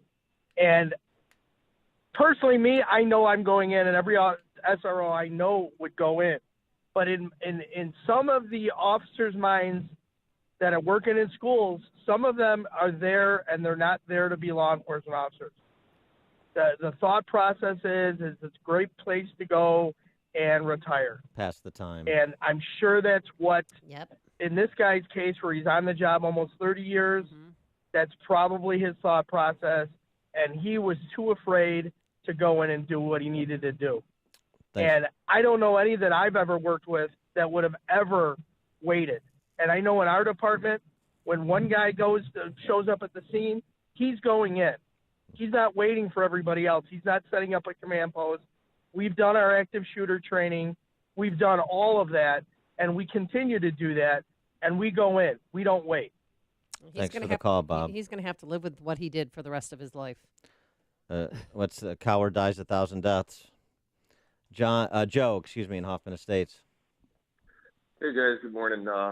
I would have to say that if you're a police officer pulling up and there's 3,000 people running out of the school and there's a shooter, or maybe they think 3 shooters or 8 shooters, you would wait outside and wait for at least some backup. Number one. Number two is, I know it sounds like we would all do it while we're sitting here in our comfy chairs sipping coffee. Yeah. And number two is, you gave a statistic that 1 in 39 people would be helped from somebody. How many police officers, when they show up, what's the statistic on that of them helping the person? Well, that's 100%. Yeah, generally, now right? 99 Yeah, because of this guy. No, I mean, well, that's right. That we're talking about this because it's an anomaly. I mean, we're not suggesting. Yeah, we're talking about it because it's an anomaly. Can't beat up on the police. I mean, the cops outside. Not beating up on the police. I'm beating up. Well, not beating up on anybody, but I'm suggesting that this specific officer was derelict in his duty. If everything that the Broward County Sheriff said about the video he's seen checks out, and you had the guy retire. Well, he didn't deny it. I mean, when he confronted him, they said, you're going to be on administrative paid leave while we investigate this. And he said, you know what? Thanks for the call, I'm just Joe. going to resign and take my retirement benefits. So it's not like there was a lot of pushback. Right, and that's not necessarily dispositive of the case, but it's something. Chip in St. Charles. Usually when you start shooting back at these guys, they take their own lives. And, before you build a building in the United States, they do an environmental impact study as to whether, what goes on. And I think what needs to happen in the United States, we need to step up our security on everything.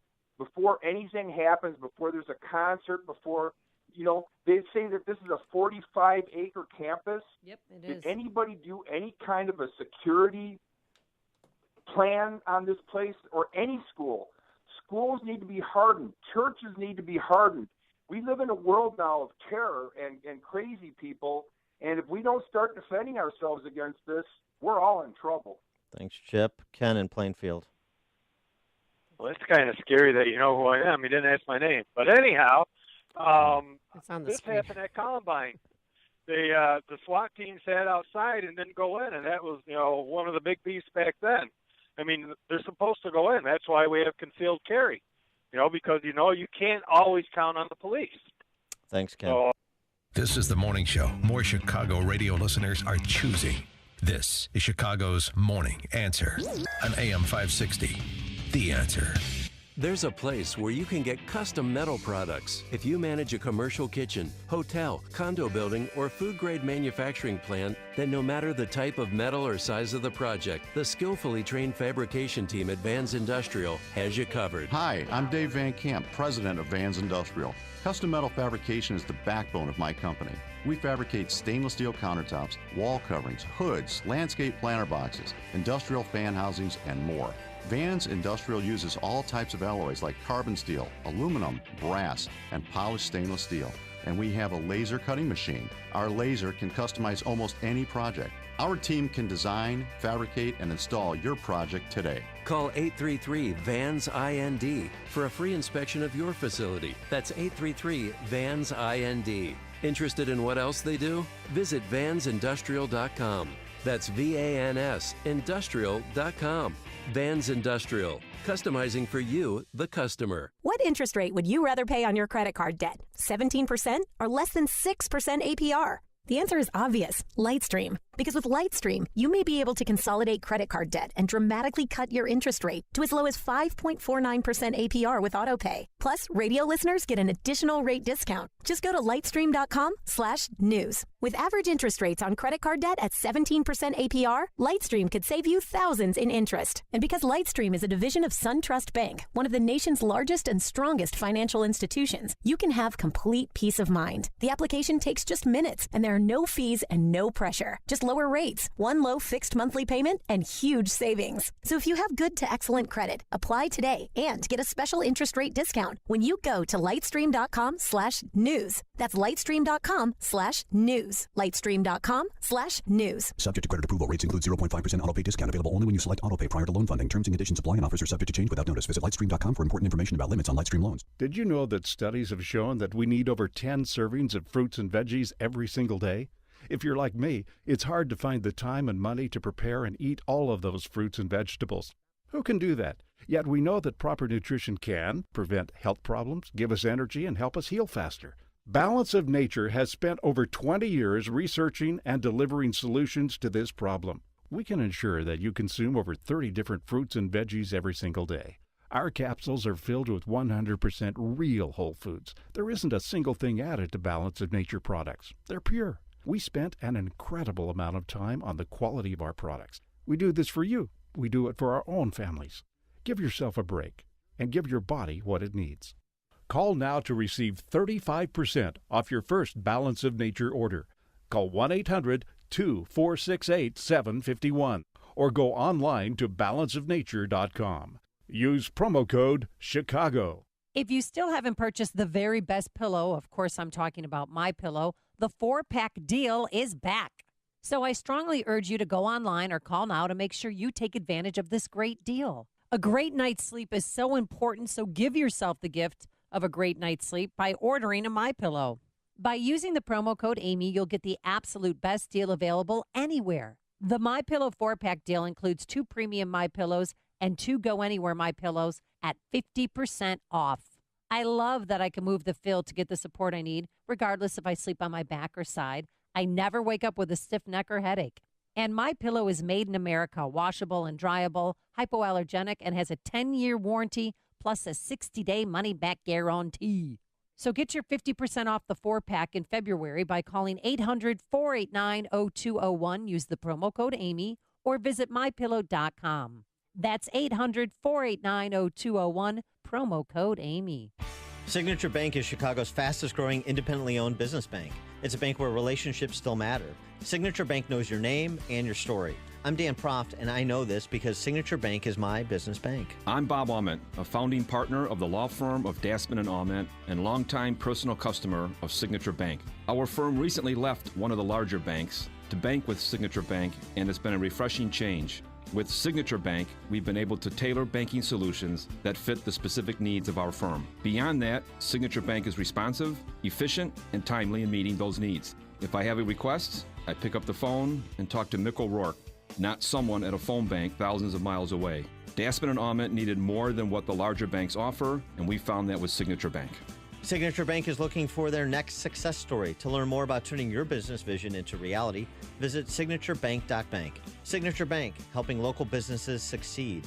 Member FDIC, Equal Housing Lender. AM 560, The Answer. Today, we would like to thank Joshua Smith. Joshua Smith. Well pronounced. Thank you. Or is it Smythe? Joshua Smith. Thank you for listening to AM 560, The Answer. Joshua Smith. Tag your it. Thanks for making Chicago's Morning Answer and AM 560 part of your day. Coming up on Chicago's Morning Answer. We're going to hear from President Trump and also Wayne LaPierre from the NRA, who spoke at CPAC yesterday. We'll take more of your calls as well at 6:36. And be careful of the pictures you have on your phone. Could land you in trouble. But first, let's go to the newsroom. Here's Mike Scott. 39 in clouds.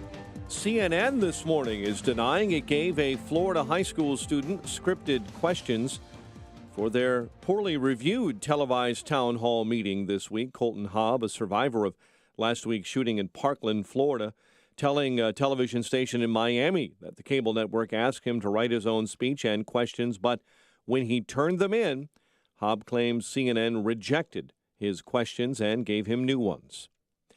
A school resource officer on the scene of last week's high school shooting in South Florida has been kicked off the force. Broward County Sheriff Scott Israel saying Officer Scott Peterson did not intervene in the shooting.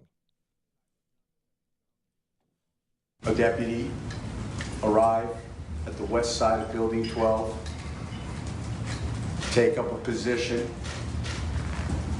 and he never went in. Israel says Peterson was definitely in uniform and was armed during the shooting that left 17 dead. Special counsel Robert Muller is filing new charges in his case against former Trump campaign manager Paul Manafort and associate Rick Gates. Reporter Julia Ainsley explains the allegations. $75 million were funneled through offshore accounts and then brought into the United States through real estate dealings. Robert Gates helped his boss, Paul Manafort, hide a lot of that money.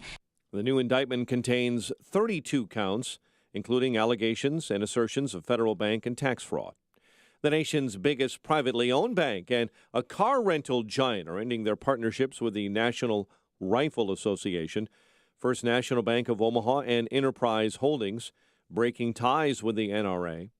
Ivanka Trump is in South Korea. The president's daughter and White House advisor is in Seoul today. She'll attend events during the final days of the Olympics. House Speaker Paul Ryan says the late Reverend Billy Graham will lie in honor in the U.S. Capitol Rotunda next Wednesday and Thursday. High school students in Manteno will see increased security on campus this morning after a pair of threats prompted a police investigation. There will be a canine search of Manteno High School conducted prior to school this morning. Bernie Sanders says he needs Cook County Commissioner Jesus Chuy Garcia in Congress to stand up to President Trump.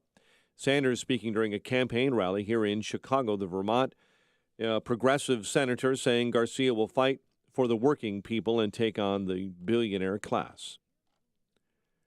Chicago sports found the Bulls falling to Philly, 116-115. Blackhawks close out a 4-game homestand against the Sharks at the UC tonight. Big Ten hoops, Fighting Illini fall to number 9 Purdue. Wisconsin beat Northwestern. The news, a service of Ace. Ace is the helpful place with the helpful hardware folks. Your neighborhood Ace has a wide selection of products from the best brands, including Valspar, Craftsman, Scotts, Toro, Weber, Traeger, and Yeti, plus the expertise you need to take on any project. And only at Ace, the helpful place. 6:35. We'll have a check of traffic and weather on the way next on AM 560. Watch today's show live right now on the Income Store live video stream at 560theanswer.com. This hourly segment is brought to you by Papa Nicholas Coffee.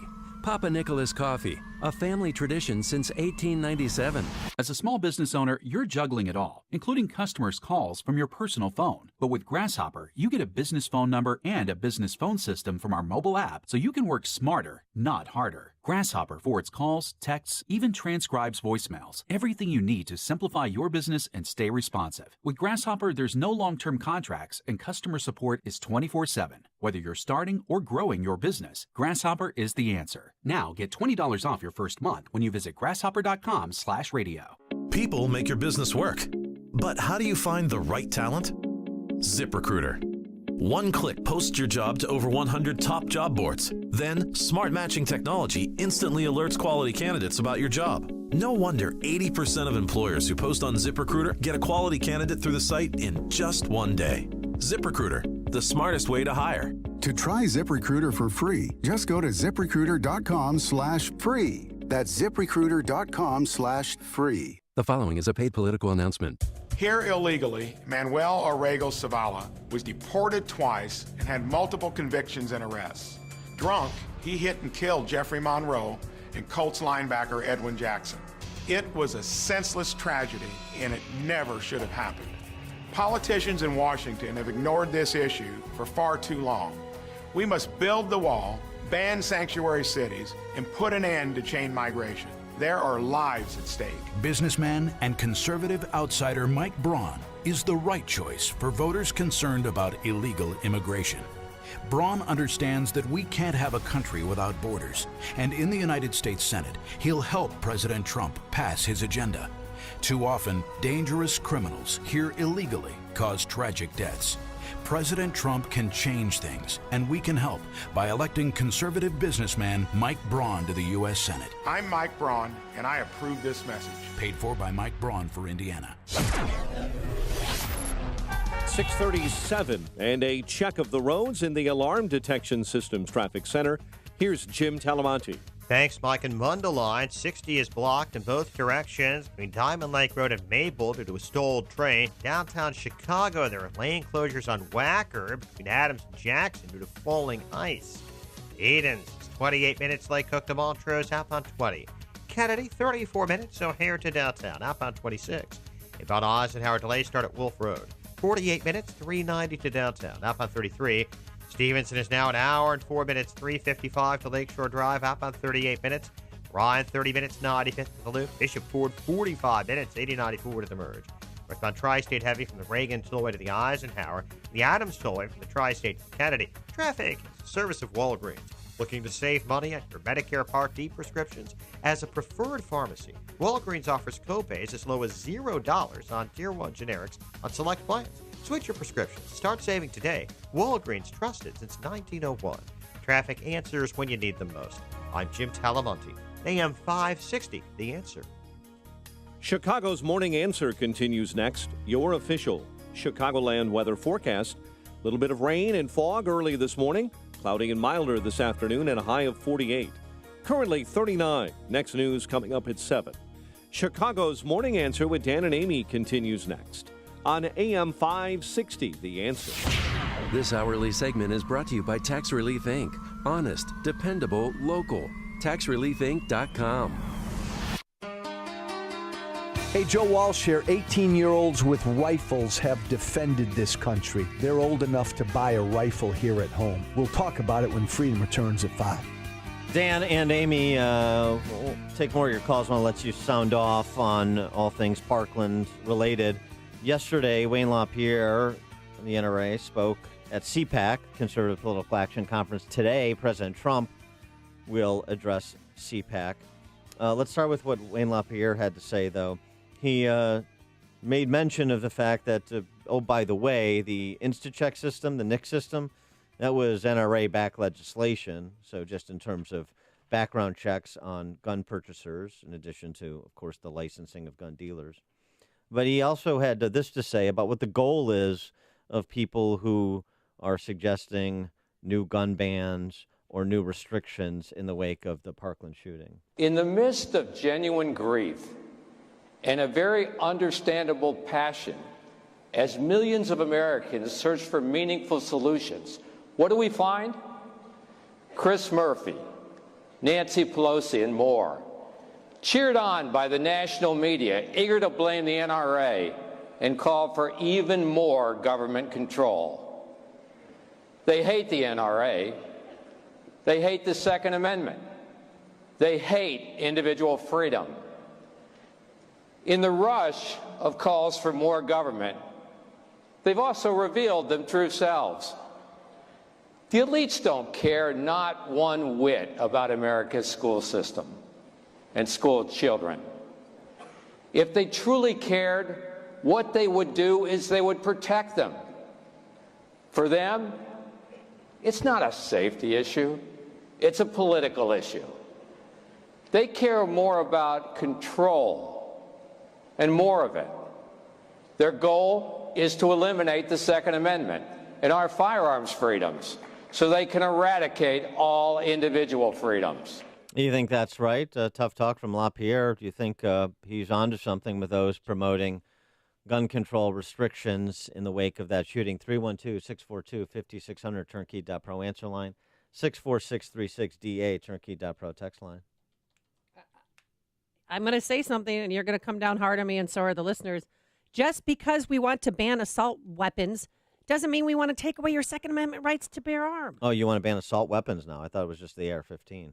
Here we go, the creep. Yeah, now I'm looking into all of them, the long shot, all that. But what is shot? The long gun? Remember that's what a caller talked about on Tuesday.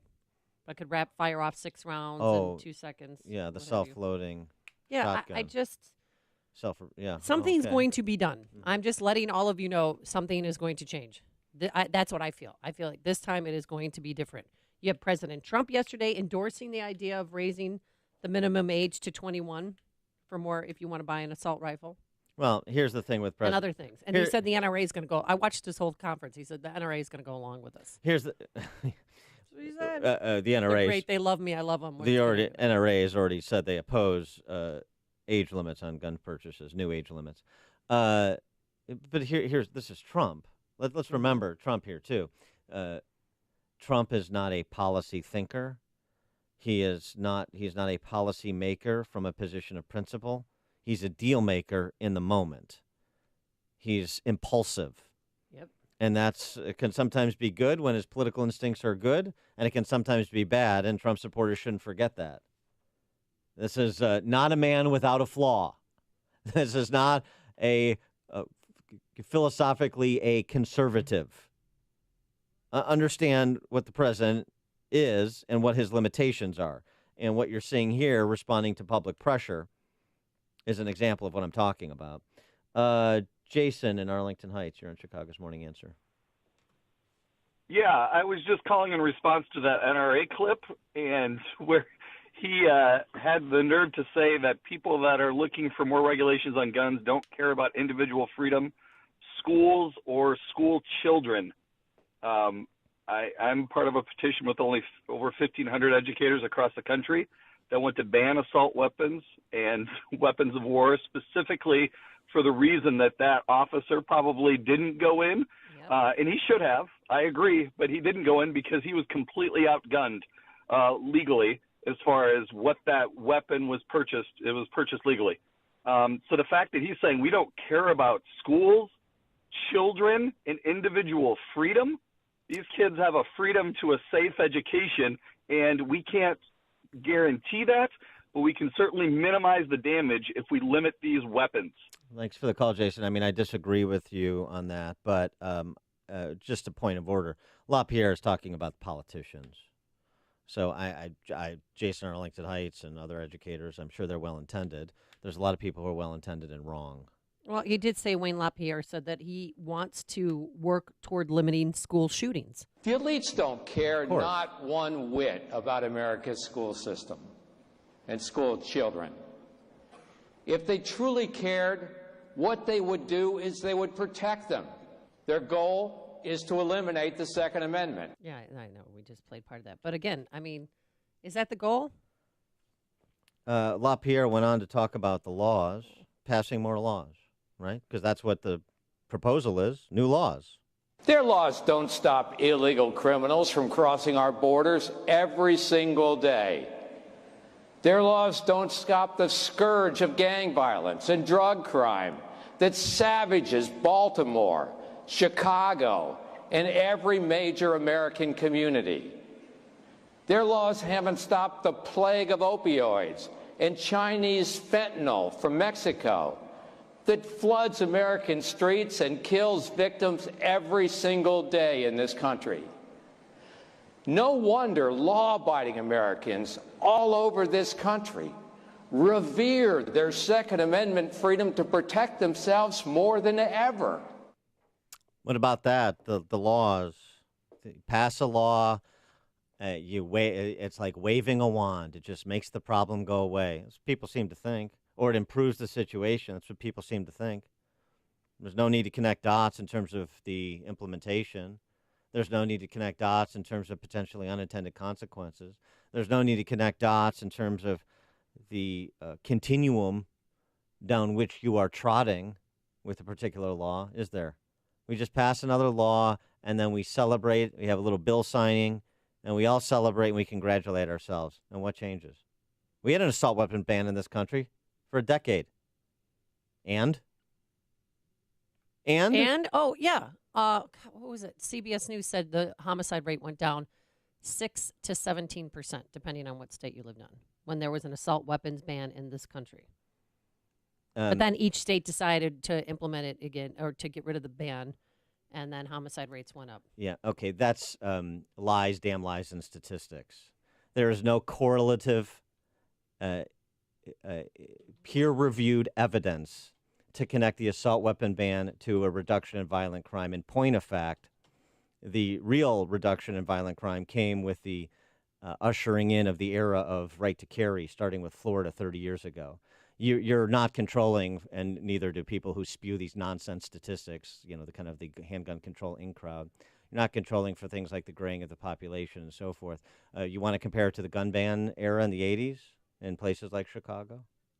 You want to compare it to the violent crime rate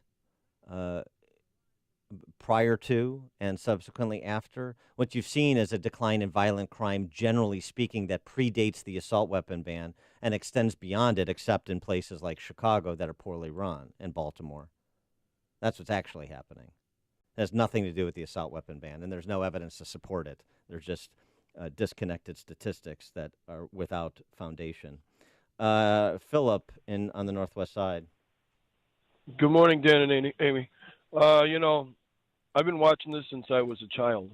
I look at this very, very analytically, like you do. I'm the oldest out of 91st cousins, Irish, Greek, and Italian, and some of us were related to Daly. Some were related in Bridgeport. I had a cousin pass away who was a gang member, 2-6 gang. They used to get their guns from the local alderman. Okay, this stuff has been going on for years.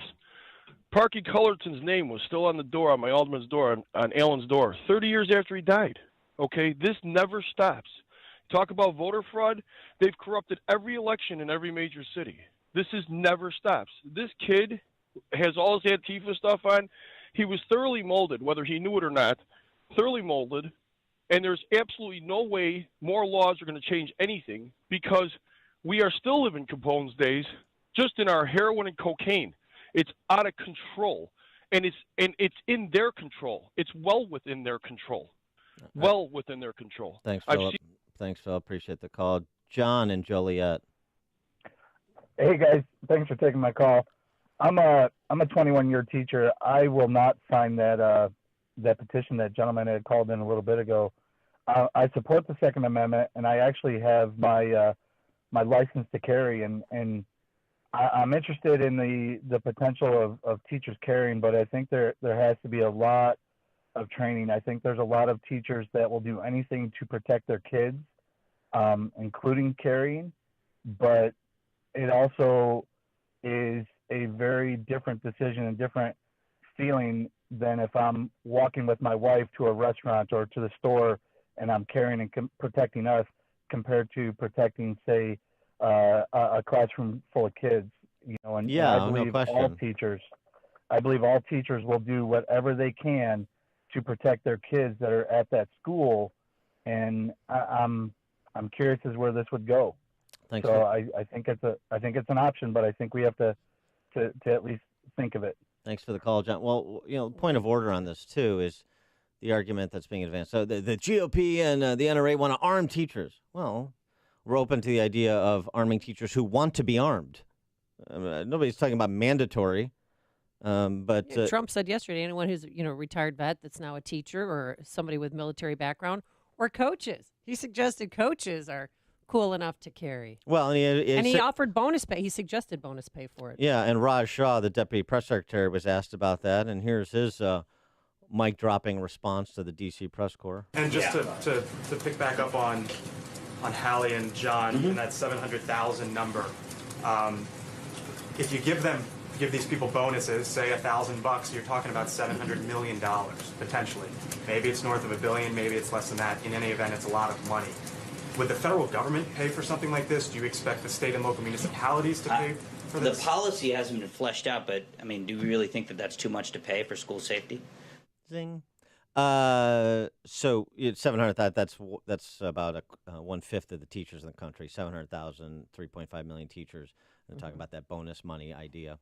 Because some teachers don't want to take on that responsibility. Sure. And I respect that decision. That's what I'm saying. That's why even conceptually at this point, you're talking about a fraction of teachers that's being contemplated. Chris in Vernon Hills. Hey, Dan and Amy, good morning. I just wanted to chime in. You've had a couple of callers talking about this deputy who refused to go in because he was outgunned. And I just wanted to remind you of the Garland police officer in Texas who stopped a mass shooting against 2 assailants with assault weapons with his handgun. That's a good point. Yep. Yeah, thanks for the call, Chris. Carrie in Michigan. Hi, good morning, Dan and Amy. Morning. Really appreciate everything you guys talk about. Thank you. I'd like to talk about the fact that these parents have been on the television claiming that their son he did everything we asked him to do. He was a perfect kid. How can that be if the police were at his house 23 times? Yeah, thanks for the call. That's a little confusing, and it sounds to me like they're lying and not telling the truth. Thanks for the call. I'd like to also say I'm completely for allowing teachers to arm themselves if they so please. And of course they're going to have to be trained because that's how the law is. Yeah, right. No more hugs. Thank you very much. Thanks for the call, Carrie. I mean, just in terms of the parents, remember, you have the parents who passed adopted- away. yeah. He's talking about the people, the family that took him in, I think. And how many? And they said he was that he followed the rules, that he was finally happy.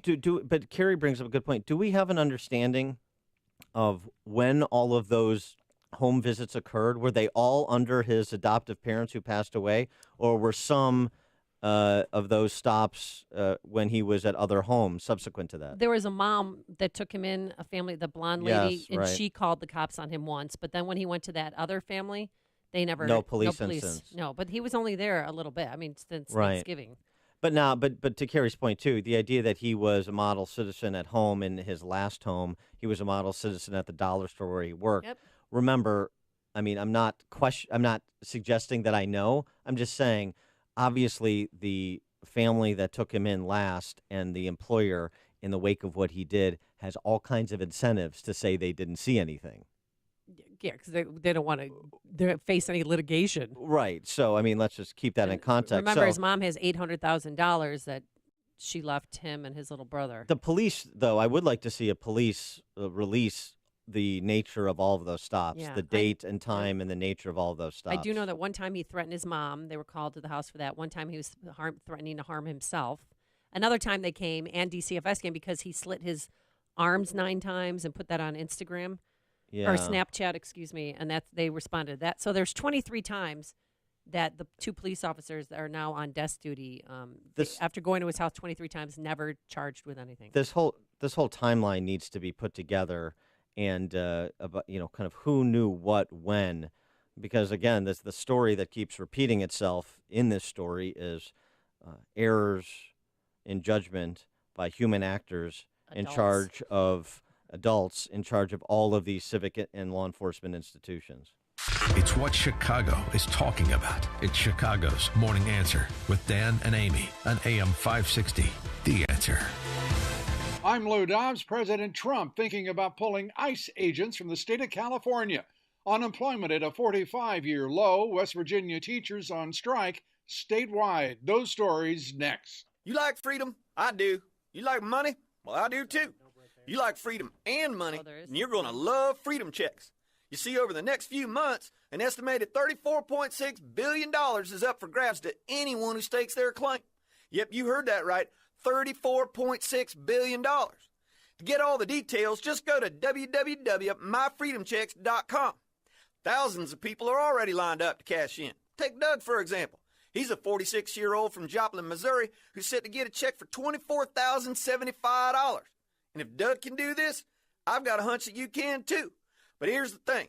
If you want the chance to grab your full fair share of this $34.6 billion payout, you must have your ducks in a row by March 1st. So don't wait. Get over to www.myfreedomchecks.com before the March 1st deadline. That's www.myfreedomchecks.com. President Trump blasting California for continuing to support sanctuary cities that harbor illegal immigrants.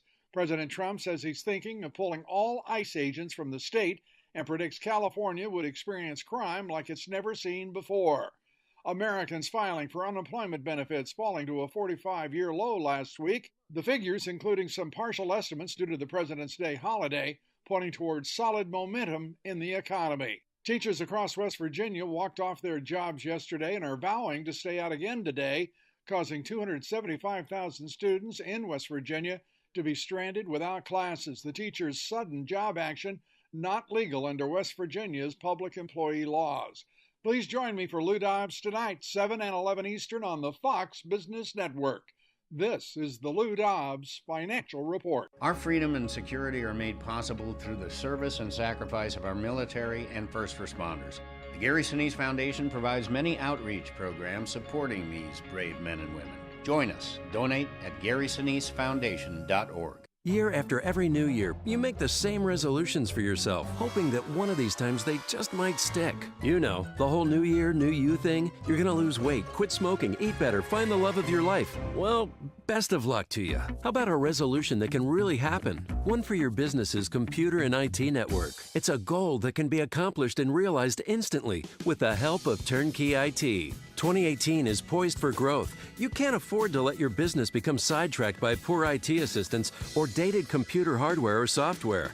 Remember, in the changing world of IT, what you upgraded a few years ago may not cut it in the new year. One of the biggest parts of your business infrastructure is your IT network. And if that's not right, the impact can cost you a lot of money. Make your resolution today. Be ready to handle the growth expected in 2018 with your business backbone supported by Turnkey IT. Leave the technical stuff to the pros so you can focus on the important things. Visit turnkey.pro today. Turnkey.pro. Don't forget that you can watch Chicago's Morning Answer on the Income Store live video stream every morning at 560theanswer.com. Jeannie Ives might be Mike Madigan's favorite Republican. The Madigan machine has bankrolled Ives with thousands of dollars in shady labor union cash, turning Jeannie Ives into another Mike Madigan lackey. Listen to Ives defend Madigan. Now we're going to call Mike Madigan a crook. Now we're going to call Mike Madigan a crook. Instead of attacking Madigan's corrupt ways like Bruce Rauner, Jeannie Ives defends Madigan. He's picking on Mike Madigan again. He's picking on Mike Madigan again. Ives won't even commit to immediate repeal of the Madigan income tax hike. You need legislator approval to repeal that, obviously, so you have to have them decide to do that, to repeal it, right? I can't guarantee what the legislator is going to send me in the bill. Jeannie Ives, guaranteed to defend and defer to Mike Madigan. I don't think that's any way to deal with the powerful Speaker of the House, Mike Madigan. Paid for by Citizens for Rauner, Inc. It's news, opinion, insight. It's AM 560, The Answer. WIND, Chicago. He was there, he was armed, but he didn't fire back. I'm Dave Anthony, Fox News. There are no words. Broward County Sheriff Scott Israel, after finding out one of his deputies who had a gun, was in position at the high school in Parkland, Florida, right outside as the shots were being fired, but did not go in. Israel says he's devastated, sick to my stomach. He suspended the deputy without pay, and then Scott Peterson retired. Andrew Klein's daughter survived the shooting. It highlights the other failures that led to this tragedy, that contributed to this tragedy. Now, Broward County authorities and the FBI both got anonymous tips in 2016, 17, and this year about the gunman Nicholas Cruz possibly becoming a school shooter. Now, President Trump, he wants schools to no longer be soft targets. These people are cowards. They're not going to walk into a school if 20% of the teachers have guns. It may be 10% or maybe 40%. The president also wants stronger background checks and to raise the age limit on someone buying a long gun from 18 to 21. Later this morning, the president will address a conservative gathering outside Washington. Fox's Rachel Sutherland is live in National Harbor, Maryland. Expected pep rally atmosphere here at CPAC when the president addresses the annual gathering of conservatives. Matt Schlapp is chairman of the American Conservative Union. It's the first president since Ronald Reagan to come back in his first year, right after the election. And now for him and Vice President Pence, it's the first time in history that the president and the vice president have come back 2 years in a row.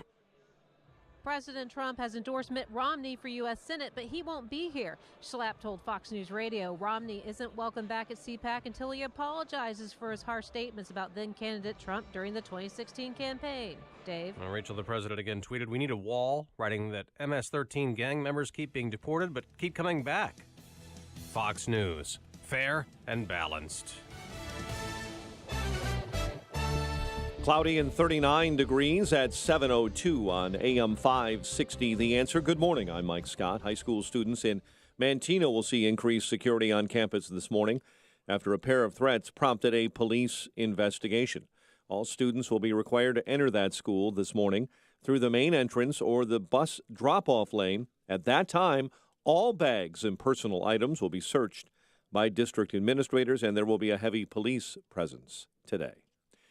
And you may have felt it on your way to work or on your way to soccer practice. Potholes. Crews will be out fixing them today on expressways across Chicagoland. IDOT says crews will be out and drivers can see them between 9 a.m. and 3 p.m. And that work always requires major lane closures. So expect it. Rain and freezing rain and temperatures have increased the amount of potholes on area roadways. In other news we're following, a Chicago man is accused in the brutal murder of his 2-year-old son. Rolando Ortiz was arrested after Mateo Aguayo's body was found Wednesday nearly decapitated in a trash bag on the second floor of an apartment near 27th and Avers. Police Superintendent Eddie Johnson says Rolando Ortiz killed Mateo Aguayo.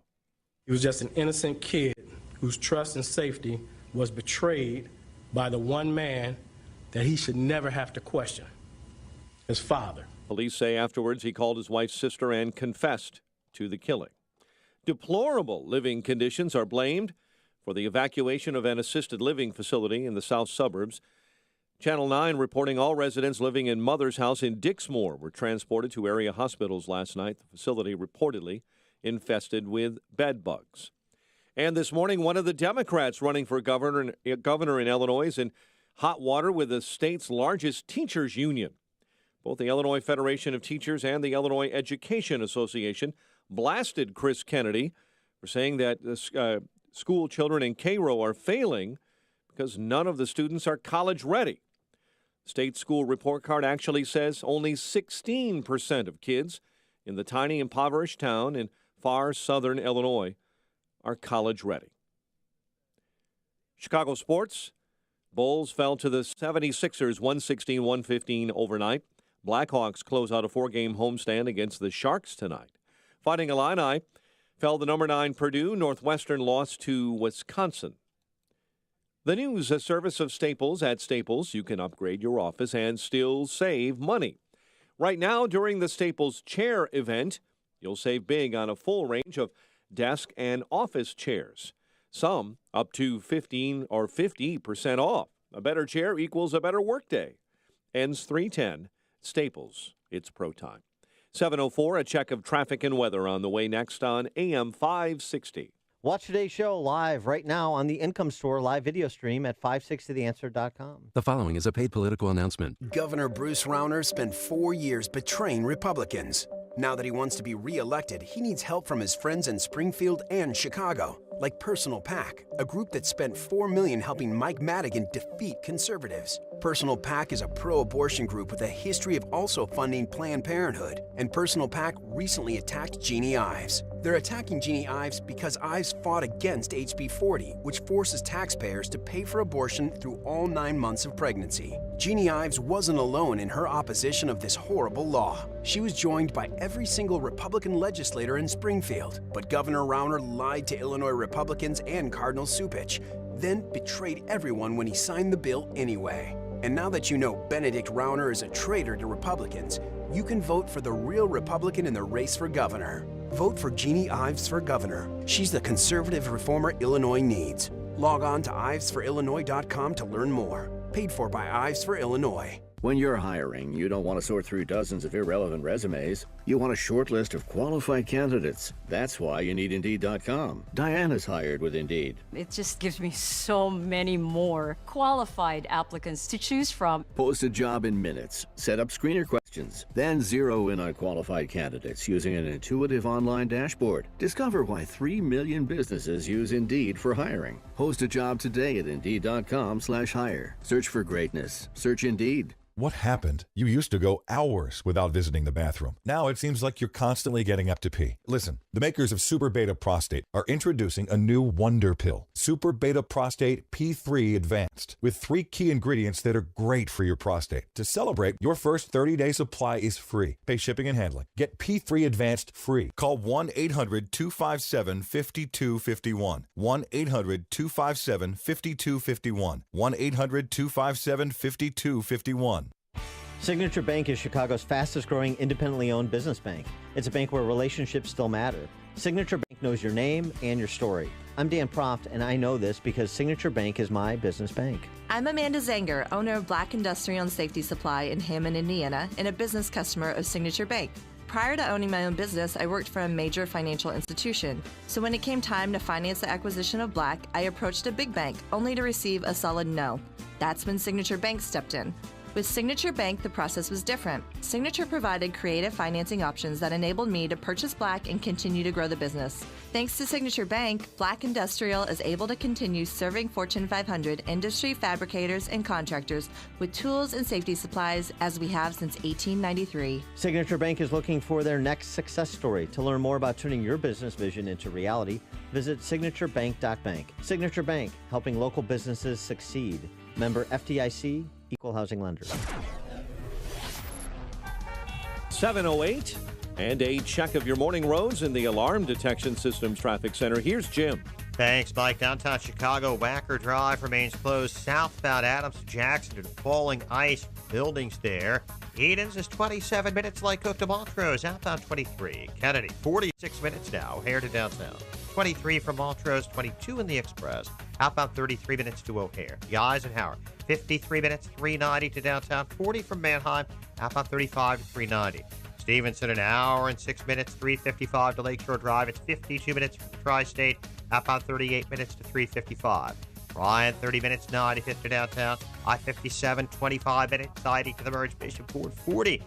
About Tri-State delays. From 115th to 75th. From the Stevenson to the Hinsdale Oasis. Except from the Reagan tollway to the Eisenhower, the other tollways are still okay. Traffic answers when you need them most. I'm Jim Talamonte, AM 560, The Answer. Chicago's Morning Answer continues next. Your official Chicagoland weather forecast with meteorologist Kevin Snyder. Areas of fog for the morning with a little rain early on. Otherwise cloudy and mild for the day with a high 48. Overcast through the night, low 34. Mostly cloudy with occasional rain in the afternoon and evening tomorrow, high 44. I'm Kevin Snyder on AM 560, The Answer. Currently 41 at O'Hare. Next news 7:30. Chicago's Morning Answer with Dan and Amy continues next on AM 560, The Answer. This hourly segment is brought to you by Illinois Rising, hosted by Dan Proft and the Illinois Policy Institute. Sunday afternoons at 3 on AM 560, The Answer. This is Chicago's Morning Answer with Dan Proft and Amy Jacobson on AM 560, The Answer.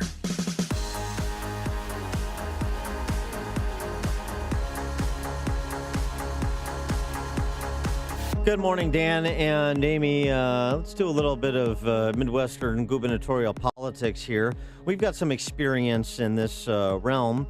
An indicted governor, not Illinois this time, it's Missouri. Eric Greitens, who was a conservative reform governor, kind of a rising star, right? Rising star for sure. He's only 43 years old, decorated military service.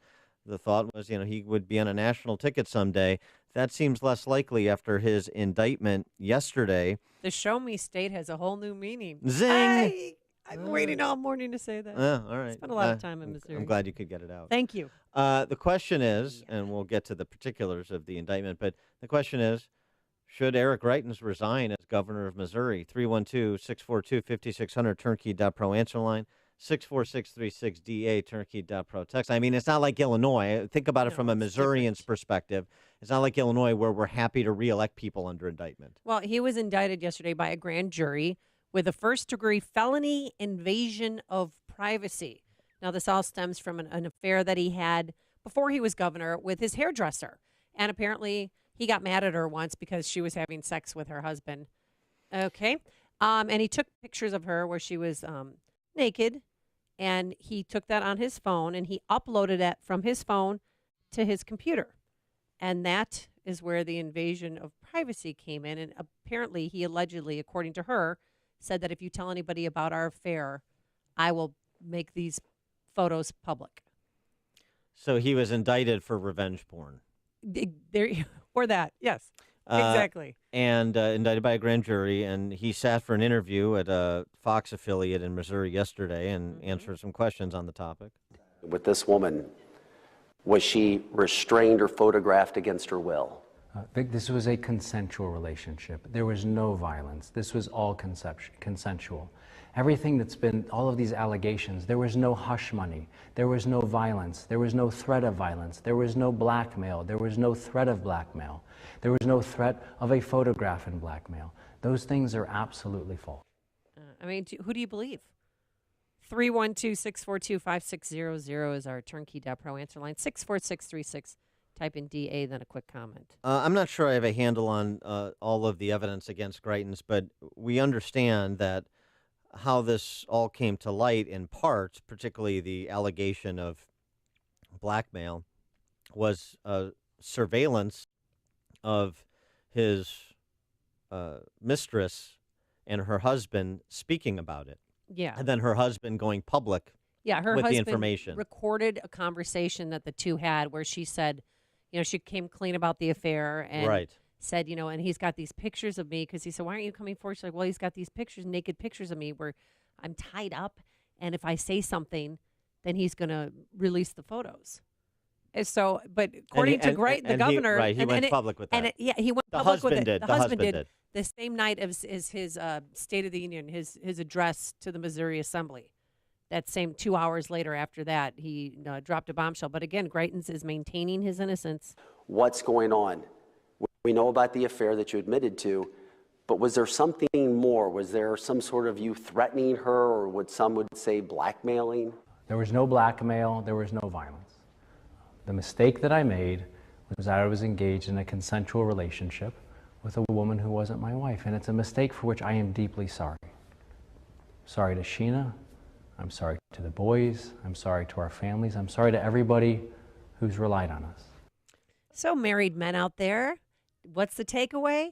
Don't have affairs with your hairdressers or anyone because it could backfire in your face. Yeah. Did he have this coming? Maybe not. Do I sound like an angry woman? Yes, maybe I am. But, you get your hand caught in the cookie jar and some bad things can happen. I think there's a message, too, for women out there that we could use the mayor of Nashville to send the same message. Yeah, okay. Okay. You make a commitment to your spouse. So the issue is whether he should resign from office. Whether he should resign from office. We've gotten accustomed to, particularly the more we've learned over the years about past presidents, we've accustomed to kind of dismissing marital infidelity at the presidential level. It's funny. I was talking to somebody about this. Adam Rippon, this male figure skater for the U.S., who apparently turned a job down from NBC. He was described with the Olympics, and they have to sensationalize everything to advance their agenda. The first openly gay figure skater. I know. Yeah. We didn't know the other ones were gay. Of course we knew. Openly.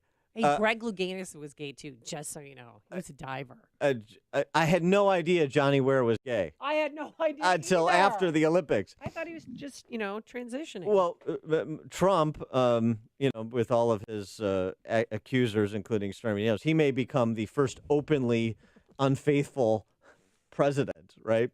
But the question is less that than he's under indictment as a sitting governor.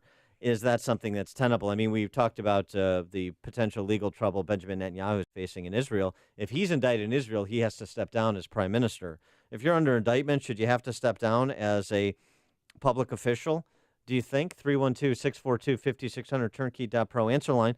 It's relevant here. I mean, we've reelected people under indictment. State rep on the west side that was under indictment for bribery, ultimately convicted.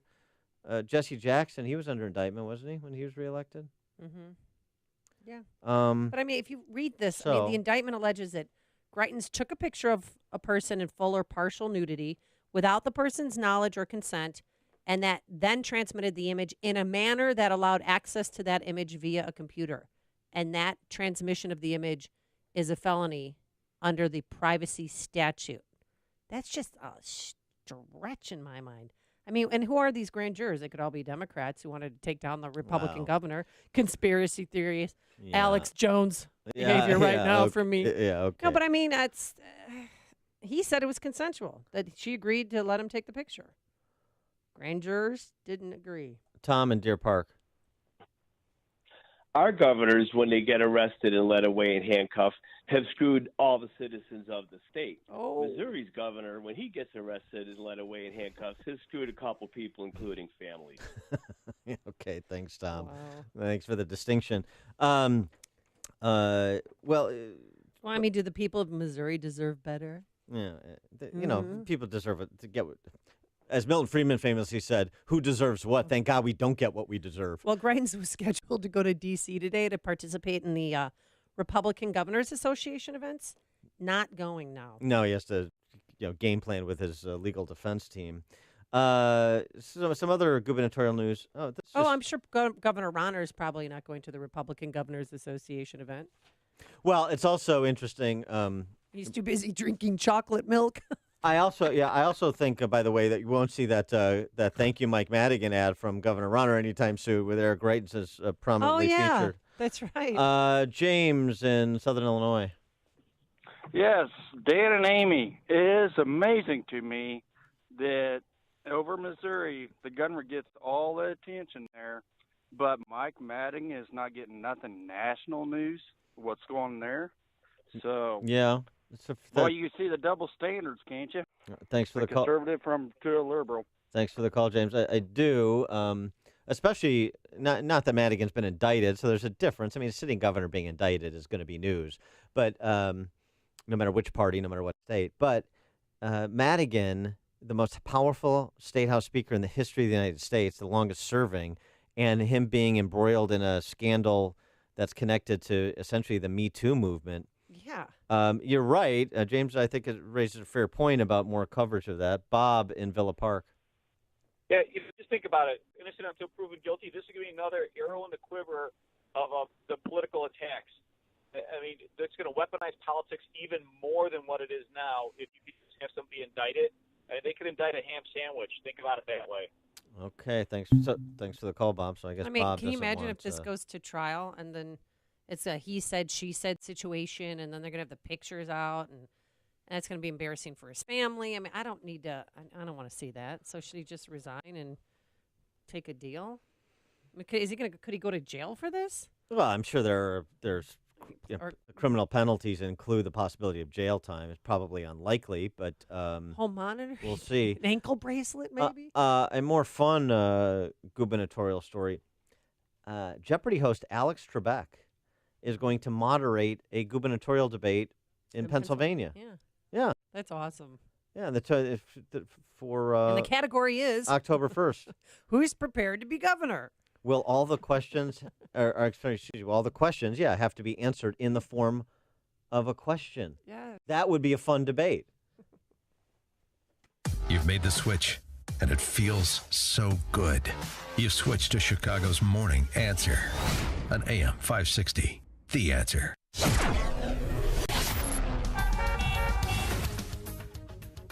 Coming up next, how do you like your milk? Chocolate? First, here's your forecast. Is that a diversity mustache? A little rain early this morning. If you're out there, you know what I'm talking about. Otherwise, it's going to be cloudy. Mild, a high of 48 degrees. Tonight, a low of 31. And your weekend looks like this. Saturday, mostly cloudy. Occasional rain in the afternoon, a high of 44. And for Sunday, sunshine, but breezy.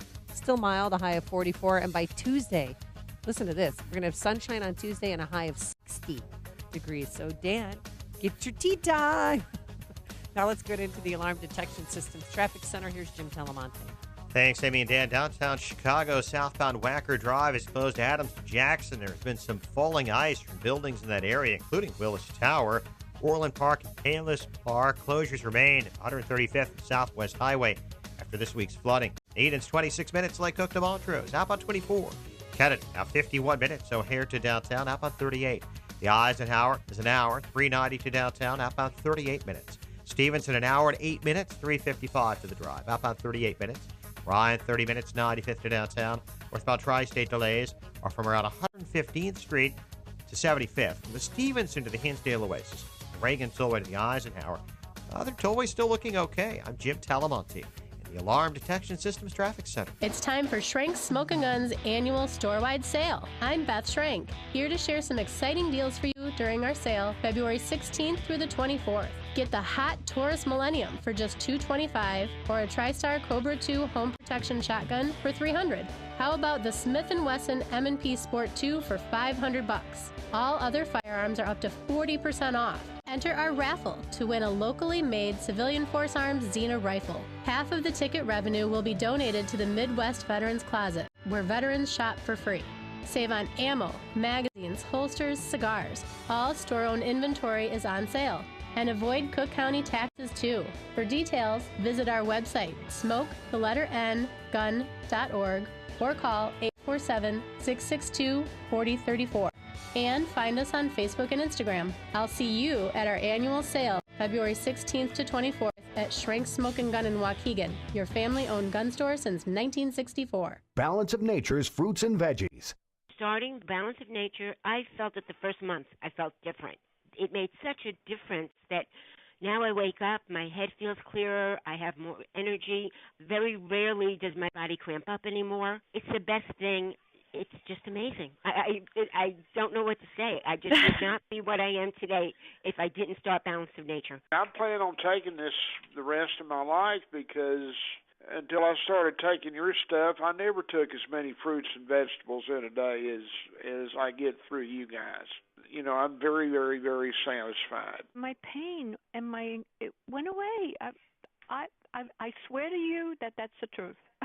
When you call, use discount code CHICAGO, and we'll take 35% off your first month's order and ship it to you free. Call 800-246-8751 or go online to balanceofnature.com and use discount code CHICAGO. Want to know the secret that all those flipping houses gurus won't tell you? Flipping multi-unit properties is easier and more profitable than flipping single-family homes. With over 17 years of experience, we here at RE Mentor will show you the art of buying and selling multi-unit properties. Come spend the afternoon or evening with our team of experts, and we'll show you how to put $10,000 to $30,000 in your pocket over the next 90 days. This 2-hour class will teach you the art of the multi-unit flip and long-term hold. You'll learn how to buy, hold, and sell multi-unit properties with no money down, no credit, and no risk. You risk nothing but have everything to gain. This intensive 2-hour real estate class is coming to the Chicago area soon. Call 800-559-1577 to secure your seat. This seminar is free to the first 30 people that call. Change your life now and learn the art of the multi-unit flip or long-term hold.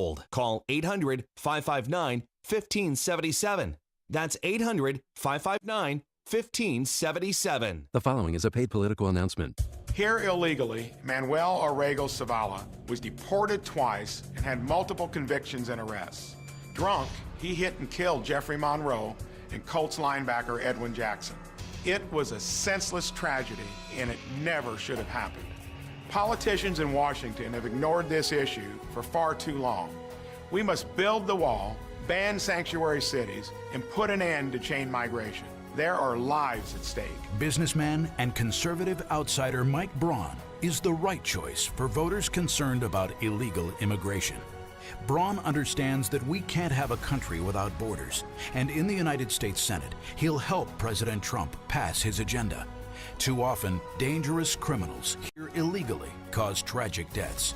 President Trump can change things, and we can help by electing conservative businessman Mike Braun to the U.S. Senate. I'm Mike Braun, and I approve this message. Paid for by Mike Braun for Indiana. Amy Jacobson here, and I'm a big fan of Calitrin. After the holidays, I put on a few extra pounds, and I wanted to get it off safely and effectively, and Calitrin did the trick. Joining me now is Elizabeth, who you lost, 40 pounds from Calitrin? Yes, 40 pounds. After I had a baby, I was carrying around a lot of extra weight, and I needed a little bit of help. And it's really not like other diet products. Everybody's used to those stimulant products. They make you feel sick and jittery. And then, of course, you gain all the weight back and then some after you get off of them. But with Calitrin, you're doing it the right way. It's not a quick fix. This isn't 10 pounds in 10 days. But the weight that you take off, you're going to keep off because you're doing it the way your body wants to, revving up your metabolism naturally. Basically turning your body back into that fat-burning machine that it wants to be. It doesn't matter if you have 5 pounds to lose or even 135 pounds. Go to toploss.com. Check it out for yourself. That's TOPLOSS.com. And if you get ready to order, you can use promo code Amy, and that is going to save you 10% on your order today. That's toploss.com. Thanks, Elizabeth. What interest rate would you rather pay on your credit card debt? 17% or less than 6% APR?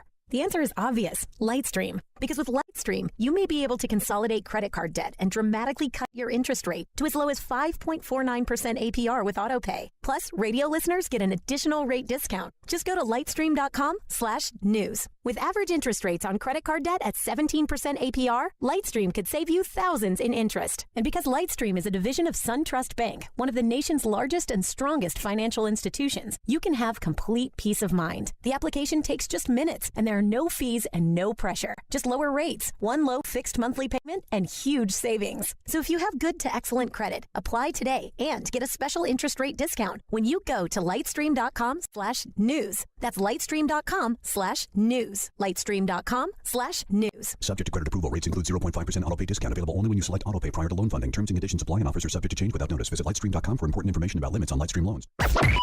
AM 560, The Answer. My milkshake brings all the boys to the yard. Yeah. It's better than yours. Downright. It's better than yours. Governor Honor's But I have diversity to milk charge. brings all the pandering to the yard, I guess. Yeah, now it's making national news, and the title on Mediaite was, I think we can all agree that this is weird. And an appearance discussing workplace diversity for Black History Month, Bruce Rauner downed a glass of chocolate milk that was supposed to represent diversity. It was do you know who Tyrone Stoudemire is? He's the diversity and inclusion executive for Hyatt Hotels. Oh, of course. You Who know doesn't that guy? know who Tyrone Stoudemire is? So what are you talking about? He put the Hershey syrup in the white glass of milk. You don't get inclusion until you actually stir it up. I want you to stir it up, Governor. Stir it up. Diversity is the mix, and inclusion is making the mix work.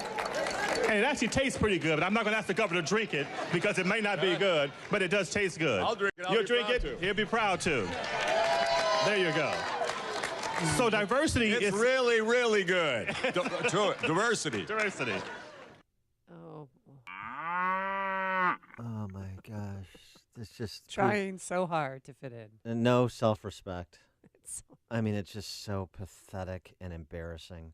And the reason he drank it is because it wasn't like it was water from the Veterans Home in Quincy. Oh, hey, zing. By the way, just speaking about the governor in that race momentarily, since we had to endure that, Greg Hines, of all people, not exactly a conservative. No, I know Greg Hines. Not exactly a fan of Jeannie Ives. Greg Hines, Peace He's and... a flaming liberal. What did he say? Yes. Peace and I didn't Cranes, Rauner aims to hit Ives but undermines his integrity. Prompting the question, can you undermine something you don't possess? He's talking about the ads that you hear on our airwaves and that you've seen on TV, most certainly. For example, he makes the point, this is Greg Hines making the point, because it's just the facts, that that union, shady union that gave Jeannie Ives a couple grand.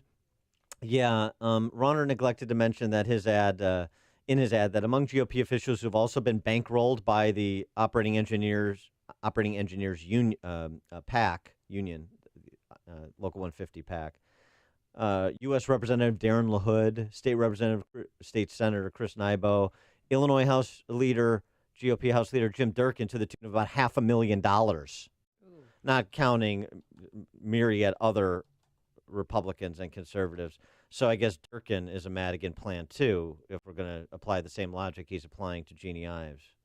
And then in terms of her defending Mike Madigan, Greg Hines writes, the governor's in full Pinocchio mode on this one too. Ives hasn't defended Madigan, but rather said that it's stupid of Rauner to insult the man on personal terms every 20 minutes, then wonder why he won't bargain with you on things such as the budget, taxes, and workers' comp reforms.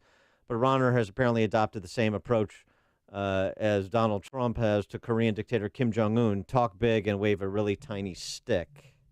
And then on taxes, fact is, Ives voted against the tax hike. Rauner vetoed it, but was so incompetent at dealing with the issue that his veto was overridden with the help of a dozen legislative Republicans. That's a left perspective on the facts of that ad, but left or right, the facts are the facts. Coming up on Chicago's Morning Answer. Is President Trump's idea of arming teachers and providing them bonus money to do so a good one at 7:37? But first, let's go into the newsroom. Here's Mike Scott. 41 degrees, skies are cloudy. We have some fog and a little bit of light rain in the area. At Marjorie Stoneman Douglas High School, first steps toward a return to normalcy today as teachers and staff will be allowed to return to the Parkland, Florida school this morning. Classes set to resume next week. The president heading to CPAC today. Meantime, White House spokesman Raj Shah is being pressed about what the president will propose to Congress about guns. The president is proposing ideas. He's listening right now. He's been talking about a series of ideas. In a briefing yesterday, Shah saying the president wants to strengthen background checks and put more emphasis on mental health issues. Some White House employees will have their security clearances revoked as soon as today. The move part of a security overhaul announced last week by Chief of Staff John Kelly. Missouri Governor Eric Greitens facing a charge of felony invasion of privacy. A grand jury returning an indictment charging Greitens with taking a picture of someone in a full or partial state of nudity without their knowledge. House Speaker Paul Ryan saying the late Reverend Billy Graham will be brought into the U.S. Capitol next week. Graham will lie in honor in the Capitol Rotunda for about 24 hours. High school students in Manteno will see increased security on campus this morning after a pair of threats prompted a police investigation. Cook County Sheriff Tom Dart is warning local leaders about a potential threat to public safety. In a letter sent to Cook County President Tony Preckwinkle, Dart says an increasing number of people charged with gun offenses have been getting out of jail on electronic monitoring since bond reforms were launched last year. And if you have an extra $50,000 laying around and want to spend it, you may want to go and bid on Steve Jobs' 1973 job application. It's going up for auction. The man who co-founded Apple apparently was just another guy looking for a job when he filled out an application for an unspecified position after dropping out of college in 1972. Chicago sports, Bulls fell to Philadelphia 116-115 at the United Center. Bobby Portis did have a career-high 38. Blackhawks take on the Sharks tonight. The news, a service of Staples. At Staples, you can upgrade your office and still save money. Right now, during the Staples Chair event, you'll save big on a full range of office and desk chairs, some up to 50% off. A better chair equals a better workday. Ends 3/10. Staples, it's pro time. 7:34 and a check of traffic and weather on the way next on AM 560. Watch today's show live right now on the Income Store live video stream at 560theanswer.com. Outsmart the flu. The Exergen temporal scanner is the #1 thermometer preferred by pediatricians. Smart technology backed by over 70 clinical studies. Protect your family. Rely on Exergen.com. True story. So I urged one of my family members to call CertaPro Painters. He didn't do it, and that painting crew had to come back 3 times to fix their awful, sloppy mistakes, even paint on the floor, if you can believe it. Well, with CertaPro Painters, you get the best in the business. The attention to detail, color selection is truly unmatched.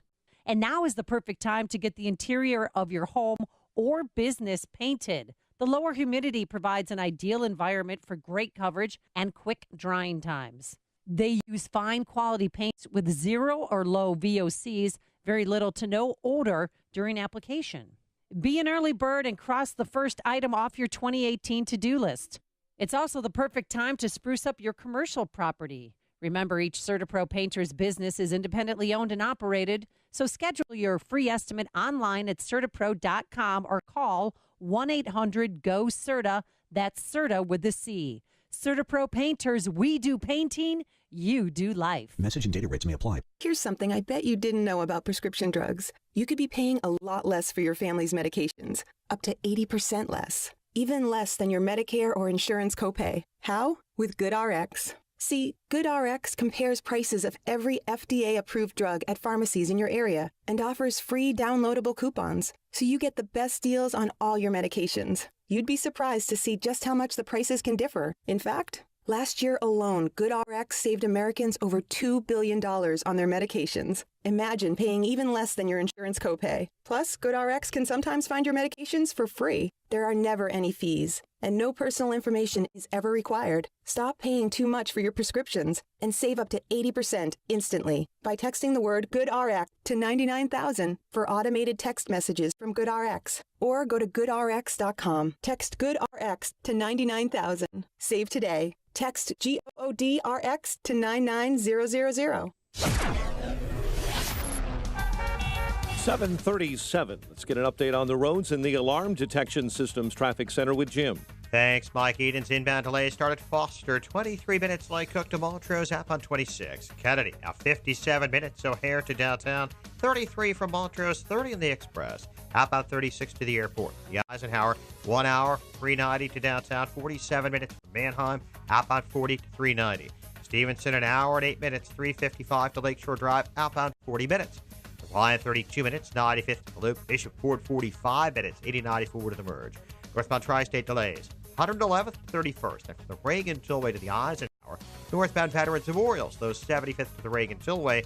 The other tollways are good. Northwest Indiana as well. Traffic, service of Ace. Ace is the place with the helpful hardware, folks. Your neighborhood Ace has a wide selection of products from the best brands, including Valspar, Craftsman, Scotts, Toro, Weber, Traeger, and Yeti, plus the expertise you need to take on any project with confidence. Only at Ace, the helpful place. Traffic answers when you need them most. I'm Jim Talamonte, AM 560, The Answer. Chicago's Morning Answer continues next. Your official Chicagoland weather forecast. Bit of rain and fog this morning, cloudy and milder this afternoon, a high of 48. Currently 41. Next news coming up at 8, and Chicago's Morning Answer with Dan and Amy continues next on AM 560, The Answer. This hourly segment is brought to you by the IRS Radio Hour with attorney Stephen Leahy every Sunday afternoon at 5 on AM 560, The Answer. If you're talking about it, I'll be talking about it. Dennis Prager here. Join me this morning at 11, right here on AM 560, The Answer.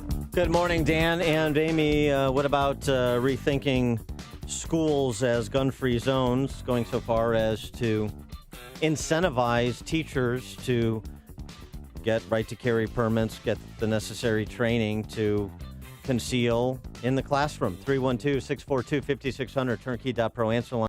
64636DA, turnkey.pro text line.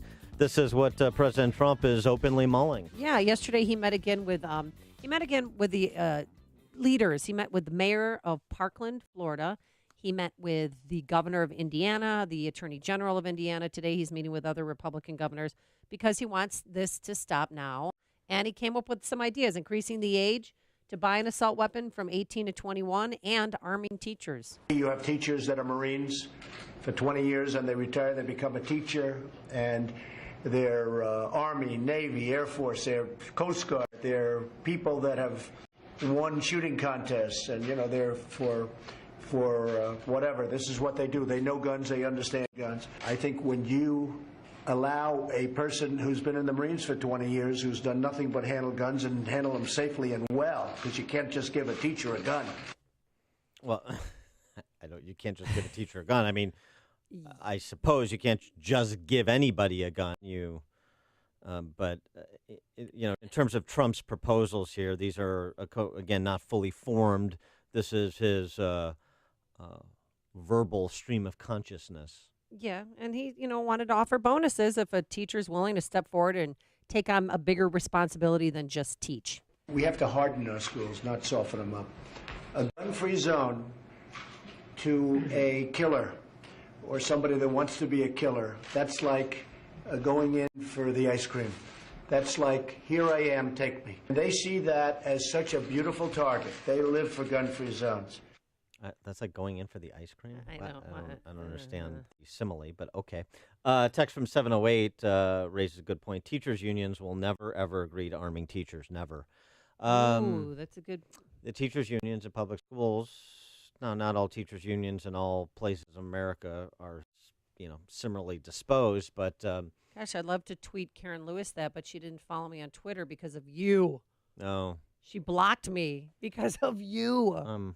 Thanks, Dan. Sorry so we can't that. ask her what she thinks. Well, setting the union issue aside, if there was, I guess, enough interest from rank-and-file teachers, then perhaps you could see that, or you'd see it maybe just in independent schools and private schools. But setting the union issue aside for a moment, just the idea in principle. Vince in Crystal Lake. Hey, how you doing? Good. Even if I'd say armed teachers, even if none of them get certified and armed, the idea that somebody in there might be armed will deter any attacks. Yes, right. I mean, this is the argument about uncertainty, right? And predators look for easy targets, not targets that are going to provide resistance potentially. It's just like your home. No one knows if you have a gun in there. They're not just going to come into your house because they don't know what might happen to them. Thanks for the call, Vince. Mark in Plainfield. Good morning, Dan and Amy.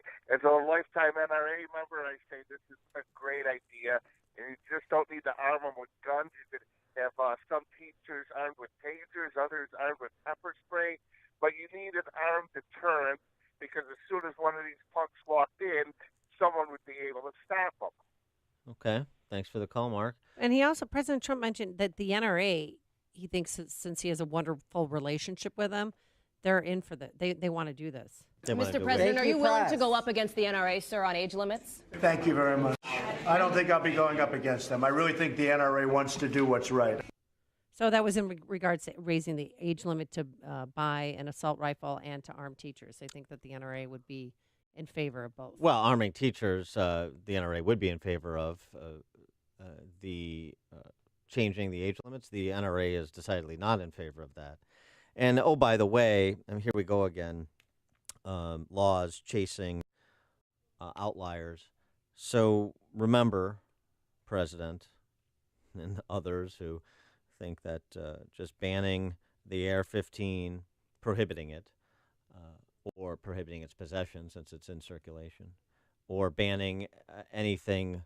What about banning further sales of assault rifles?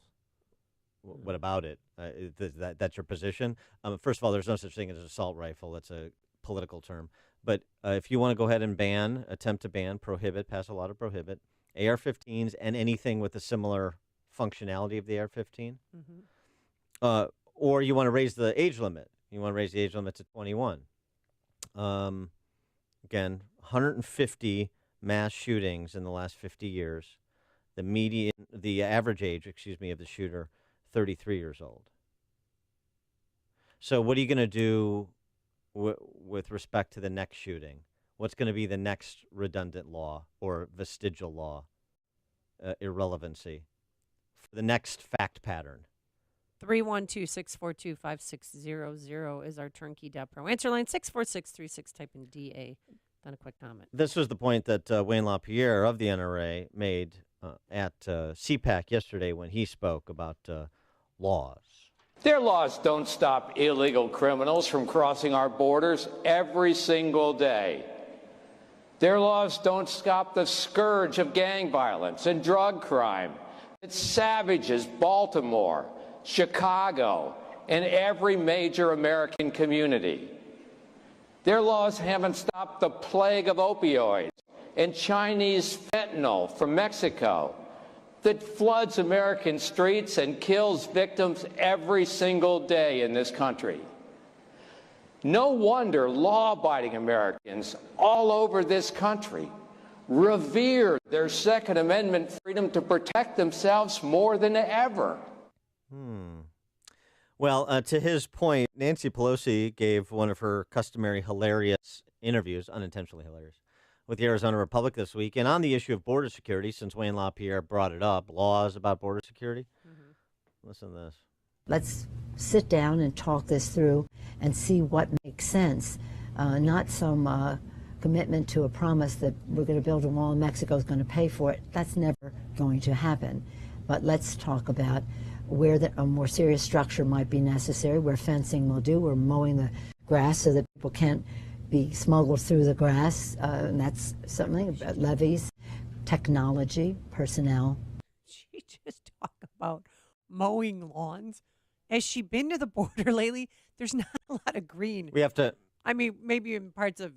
No? Mow the grass. Mow the lawn. Yeah. Mow the lawn so they can't hide in the bushes. These are the people you want to defer to with respect to your right to self-protection, are they? That's fantastic. Mow the grass.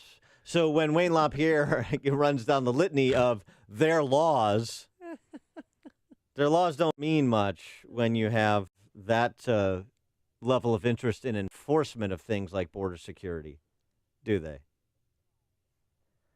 How many adults, with respect to Parkland specifically, how many adults with authority and associated responsibility in how many civic institutions made the wrong judgment call?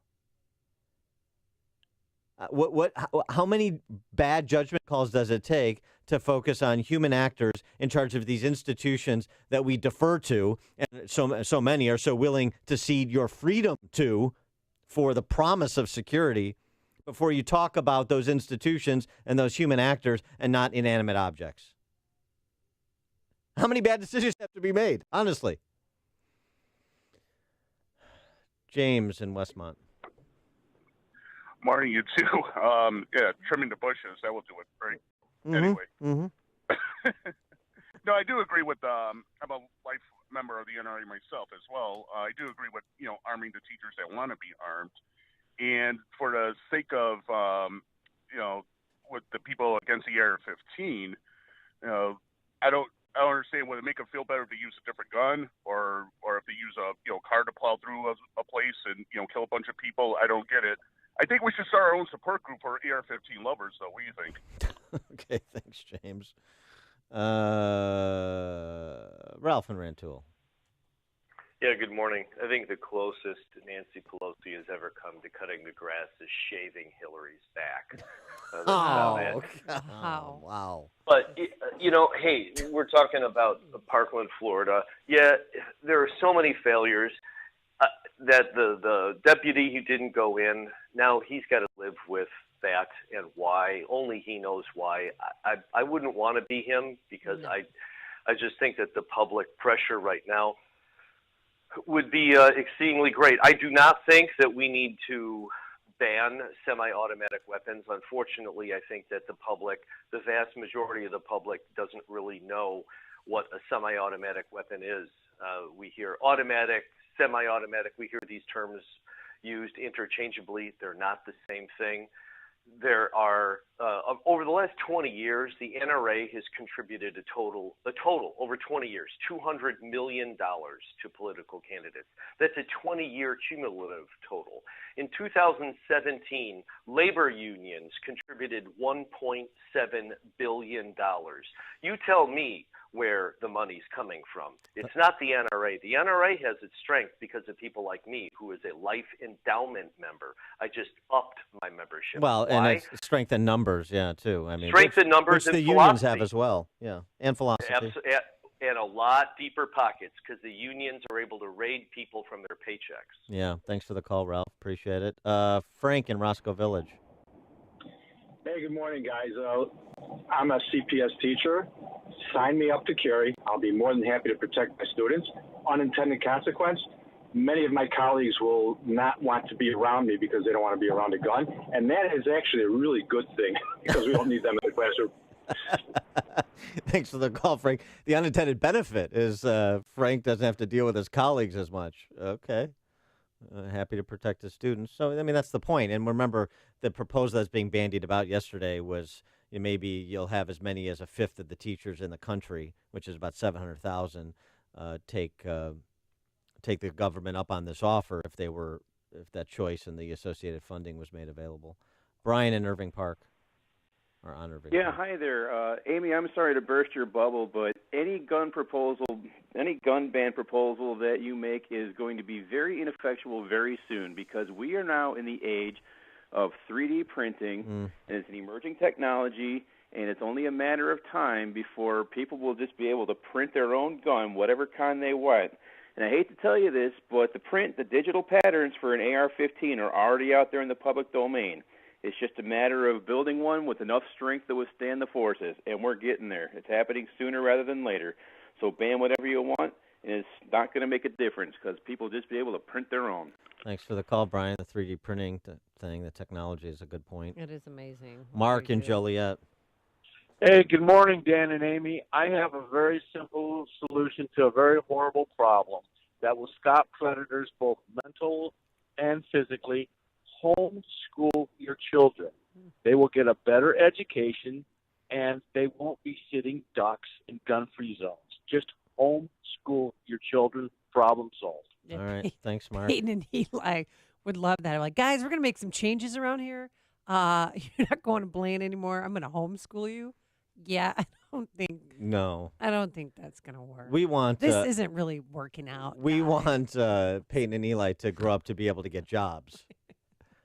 Dan in Libertyville. Words are hard sometimes. And Hello. I don't like them. Yes. For those who are against concealed carry and having teachers concealed carry that are trained and know how to handle a firearm properly, I ask them to imagine being a teacher looking out the window at the police officer who's supposed to be stopping that shooting, but he's hiding out there while you're facing the bullets. Would you rather have a gun in your hand so you at least have a fighting chance? Because that guy you called 911 is standing outside the building until the killer runs out of bullets. Thanks for the call, Dan. The old, I carry a gun because a police officer's too heavy. Hear about the big stories of the day, then talk about them right here on Chicago's Morning Answer on AM 560. The Answer. Balance of Nature's fruits and veggies. I'm Mark Gastineau. I played in the NFL for 10 years. I was diagnosed with CTE, with dementia, Alzheimer's, and Parkinson's. The fruits and vegetables that we take from Balance of Nature is the best thing that we could ever do. And I'm calling in now to order extra because of my wife has been taking mine because she sees a difference in me. It is a wonderful thing that Balance of Nature is doing. I hear the testimonies on the radio, but I'm a testimony for myself. And the fruits and vegetables, if I don't take them every single day, my day is not going to go the same. So God bless you, and thank you for what you've done for my wife and I. When you call, use discount code CHICAGO, and we'll take 35% off your first month's order and ship it to you free. Call 800-246-8751 or go online to balanceofnature.com and use discount code CHICAGO. Don't forget that you can watch Chicago's Morning Answer on the Income Store live video stream every morning at 560theanswer.com. Shoot Point Blank is Chicago's leading shooting range and firearms store, featuring 20 climate-controlled shooting lanes, complete retail store, and firearm education classes for all experience levels. Whether you're a new or expert shooter, now you can experience the Shoot Point Blank difference and see for yourself why so many people are talking about Shoot Point Blank. I can tell you, I was impressed as soon as I walked through the door. The employees were really helpful, very patient, and knowledgeable, too. My wife and I had a wonderful experience. We felt very comfortable and informed. Brett was very friendly and respectful, and he answered all my questions. Because I'm new to pistols, I'm grateful he was patient and helped me decide what to buy for my new firearm.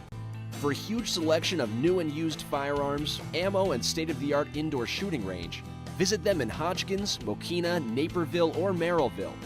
Or check out shootpointblank.com. Experience the difference. Shoot Point Blank. Balance of Nature's fruits and veggies. I was always just sort of feeling tired. And so I said, maybe this will just help in overall vitality. But in the past couple of years that I've been taking it, I find my energy has been great. I've been sleeping better. I don't get the cravings for junk food as often as I used to. I really attribute it to the product. It's so easy to use. Even if I want to take a capsule for my daughter and I just pull it apart to mix it in some juice or something, it's just something I'm very grateful to be able to incorporate. I really love the product. I think it's made such a difference. Generally feel better, generally have better energy and more stamina. Breathing is easier, walking is easier. You're not in pain anymore, all right? I could go on and on. When you call, use discount code CHICAGO, and we'll take 35% off your first month's order and ship it to you free. Call 800-246-8751 or go online to balanceofnature.com and use discount code CHICAGO. This is Dan Proft with 60 Seconds of Sanity for upstream-ideas.com. North Korea heads for diplomacy gold medal at Olympics, was the Reuters headline. Kim Jong-un's sister is stealing the show at the Olympics, CNN reported breathlessly. This is the same D.C. press corps that comes apart at the seams in response to the slightest of provocative tweets or bellicose rhetoric from Trump. Could the press be even more attention-starved than the president? Or is the glowing review of North Korea's chief propagandist just professional courtesy from our chief propagandists? The only other option is that our big government press corps is genuine in their appreciation. It wouldn't be the D.C. press corps' first dalliance with the dictator. The New York Times didn't believe Hitler was sincere in his anti-Semitism. They spent the run-up to the Third Reich profiling Hitler as a Bavarian gentleman who enjoyed strolls with his 3 sheepdogs along majestic mountain trails. The New Republic was similarly enthralled with the Bolshevik Revolution that brought Stalin to power, remarking upon Stalin's energy and positiveness. When both Trump and the D.C. press corps were recently given given the opportunity to honor someone on the international stage. Trump chose Otto Warmbier. The D.C. press corps chose the regime that murdered him. Instructive.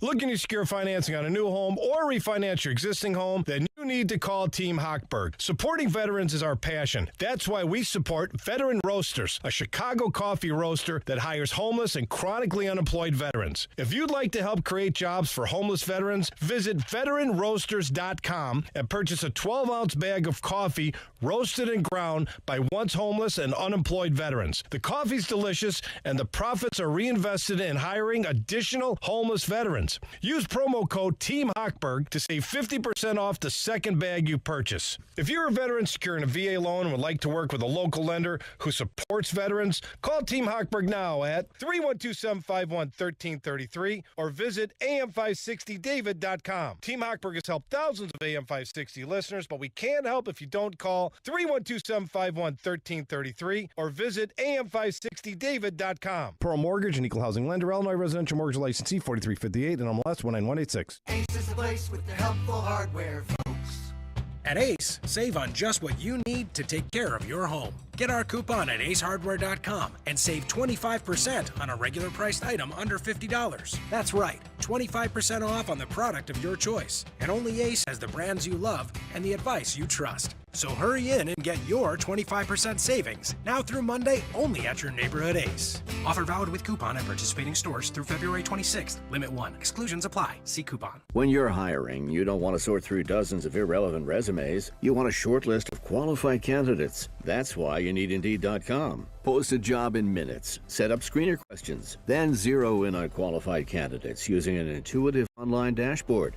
Daryl has hired with Indeed. Nothing has been this simple, this easy, and this effective. Discover why 3 million businesses use Indeed for hiring. Post a job today at Indeed.com/hire. Search for greatness. Search Indeed. Mike Gallagher wants to see credit where credit is due. When's the last time you've heard CNN or the Washington Post or the New York Times or anybody say, you know what, pretty good idea that president has? How about instead of food stamps, he wants to develop like a Blue Apron kind of delivery for people who are food stamp recipients. So in other words, instead of food stamps, which is rife with abuse, instead of food stamps, let's send food to poor people. The Mike Gallagher Show.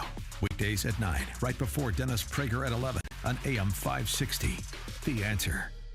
What's happening? What does it mean? Why is it important? We've got The Answer. AM 560. The Answer. WIND, Chicago. He didn't return fire. I'm Dave Anthony, Fox News. Disgusting that a police officer on campus, he knew his job. Ariana Klein survived the massacre at her school in Parkland, Florida that left 17 others dead. Talking about a deputy who was there, got into position outside the building, and he never went in. Broward County Sheriff Scott Israel said that Deputy Scott Peterson waited outside the building for about 4 minutes as gunshots rang inside. And Deputy Peterson, he was armed with a gun and was in uniform. And after reviewing surveillance video and interviewing witnesses, Sheriff Israel suspended Peterson without pay. The deputy chose instead to resign. Fox's Brian Yanis. Now, President Trump keeps pushing for allowing teachers to be armed. We need to let people know, you come into our schools, you're going to be dead. Now, the president also wants stronger background checks and supports raising the minimum age for buying a long gun from 18 to 21. The NRA opposes that. In an hour, the president will address conservatives at a conference in National Harbor, Maryland, where Fox's Rachel Sutherland is live. An administration official tells Fox News the president will announce a massive new set of sanctions against North Korea during his speech here at CPAC. American Conservative Union Chair Matt Schlapp says he expects President Trump to talk about immigration and other issues important to conservatives. But will he mention the Russia probe? That he shouldn't. I wouldn't mention it if I were him. But I think he just doesn't know how to lay low. President Trump will be in his element today. There are a lot of Make America Great Again hats here. Dave? Rachel, President Trump's daughter Ivanka's in South Korea. He just tweeted, "We cannot have a better or smarter person representing our country at the Olympics." She says she's there to cheer for Team USA and to reaffirm our strong and enduring commitment with the people of the Republic of Korea. Ivanka Trump is not expected to meet the North Korean delegation. Fox News, fair and balanced. 42 degrees. Skies are cloudy. We've had fog and rain this morning. It's 8:02 on AM 560. The Answer. Good morning. I'm Mike Scott. High school students in Manteno will see increased security on campus this morning after a pair of threats prompted a police investigation. There will be a canine search of Manteno High School this morning. All students will be required to enter that school through the main entrance or the bus drop-off lane. At that time, bags and personal items will be searched. Crews out fixing potholes today. They've been a scourge on expressways recently around Chicagoland. IDOT says you can expect that work between 9 a.m. and 3 p.m., and that work, as always, will require major lane closures. A Chicago man accused of brutally murdering his 2-year-old son. Orlando Ortiz was arrested after Mateo Aguayo's body was found Wednesday, nearly decapitated and in a trash bag in a second-floor apartment. He was just an innocent kid whose trust and safety was betrayed by the one man that he should never have to question, his father. Police Superintendent Eddie Johnson says Ortiz cut his son's neck because the child was running around and keeping him awake. One man is dead, struck by a vehicle on Chicago's west side. Authorities say the incident happened yesterday while Calvin Beal was walking on the road near Chicago and Hamlin. Republican leaders in Illinois furious with a local township official who apparently used a racial slur and questioned the sexuality of the party's preferred candidate for Attorney General. Illinois Republican Party Chair Tim Schneider saying Winfield Township Republican Chair Burt Minor must resign after reportedly using the N-word to describe Erica Harold, who's running for Illinois Attorney General. Chicago sports. Ben Simmons knocked down 2 late free throws to help the 76ers over the Bulls, 116-115. The news is a service of Staples, and at 8:03, it is time for the AM 560 Business Beat from the Fox Business Network, a service of Turnkey.pro. Here's Ginny Casola. From the Fox Business Network, General Mills is buying natural pet food company Blue Buffalo for $8 billion. It launches General Mills into the wholesome natural pet food category, a growing business. General Mills already makes Cheerios, Haagen-Dazs, and Fiber One. It's paying $40 a share for Blue Buffalo. BMW will be making an electric version of the Mini. It'll be made in China and will be sold in Asia. BMW sold more than 500 million cars in China last year. Some 35,000 were Minis. The company says the new production will not impact its car making in Britain. The Chinese company that purchased New York's iconic hotel, the Waldorf Astoria, is being taken over by government regulators there. China's regulatory insurance agency took control of Anbang Insurance Group. The Dow was up 164 yesterday. NASDAQ dropped 8. With the Fox Business Report, I'm Ginny Cosola. 8:05, a check of traffic and weather on the way next on AM 560. Jeannie Ives might be Mike Madigan's favorite Republican. The Madigan machine has bankrolled Ives with thousands of dollars in shady labor union cash, turning Jeannie Ives into another Mike Madigan lackey. Listen to Ives defend Madigan. Now we're going to call Mike Madigan a crook. Now we're going to call Mike Madigan a crook. Instead of attacking Madigan's corrupt ways like Bruce Rauner, Jeannie Ives defends Madigan. He's picking on Mike Madigan again. He's picking on Mike Madigan again. Ives won't even commit to immediate repeal of the Madigan income tax hike. You need legislator approval to repeal that, obviously, so you'd have to have them decide to do that, to repeal it, right? I can't guarantee what the legislator is going to send me in the bill. Jeannie Ives, guaranteed to defend and defer to Mike Madigan. I don't think that's any way to deal with the powerful Speaker of the House, Mike Madigan. Paid for by Citizens for Rauner, Inc. When hiring, you don't have time to waste. You need to get to a short list of qualified candidates fast. That's why you need Indeed.com. Daryl is hired with Indeed. Using the site saves me a lot of time. It makes my job so much easier. Post a job in minutes. Set up screener questions. Then zero in on qualified candidates using an intuitive dashboard. Your time is precious. Let Indeed help you get to your short list of qualified candidates. Post a job at Indeed.com/hire. Search for greatness. Search Indeed. What happened? You used to go hours without visiting the bathroom. Now it seems like you're constantly getting up to pee. Listen, the makers of Super Beta Prostate are introducing a new wonder pill, Super Beta Prostate P3 Advanced, with 3 key ingredients that are great for your prostate. To celebrate, your first 30-day supply is free. Pay shipping and handling. Get P3 Advanced free Call 1-800-257-5251. 1-800-257-5251. 1-800-257-5251.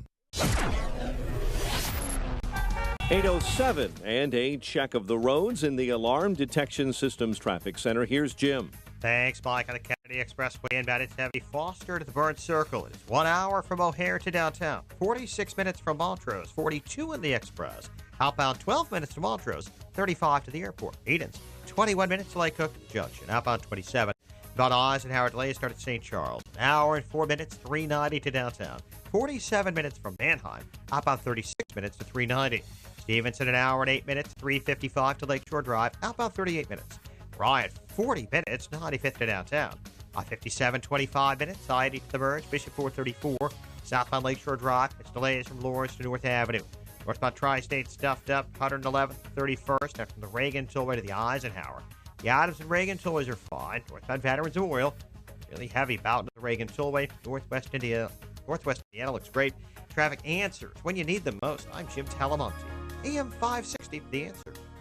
Chicago's Morning Answer continues next. Your official Chicagoland weather forecast with our meteorologist, Kevin Snyder. Morning fog with a little rain, otherwise cloudy, high 48, overcast night, low 34. Cloudy with occasional afternoon rain tomorrow, high 44. A little rain in the evening, then becoming breezy tomorrow night with a low 32. Mostly sunny Sunday, high 44. I'm Kevin Snyder on AM 560, The Answer. 42 officially at O'Hare. Next news, 8:30. Chicago's Morning Answer with Dan and Amy continues next on AM 560, The Answer. This is Chicago's Morning Answer with Dan Proft and Amy Jacobson on AM 560, The Answer.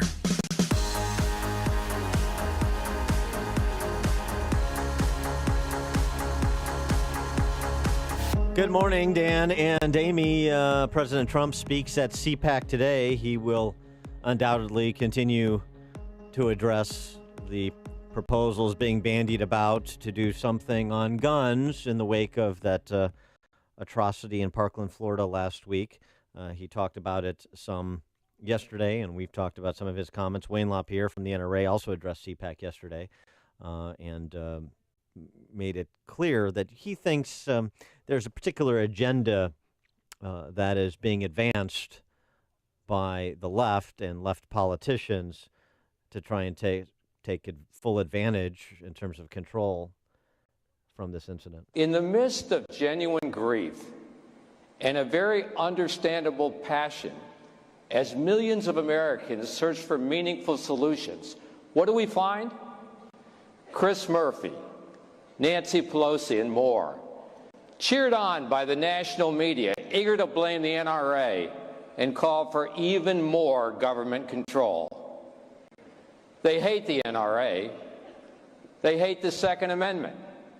They hate individual freedom.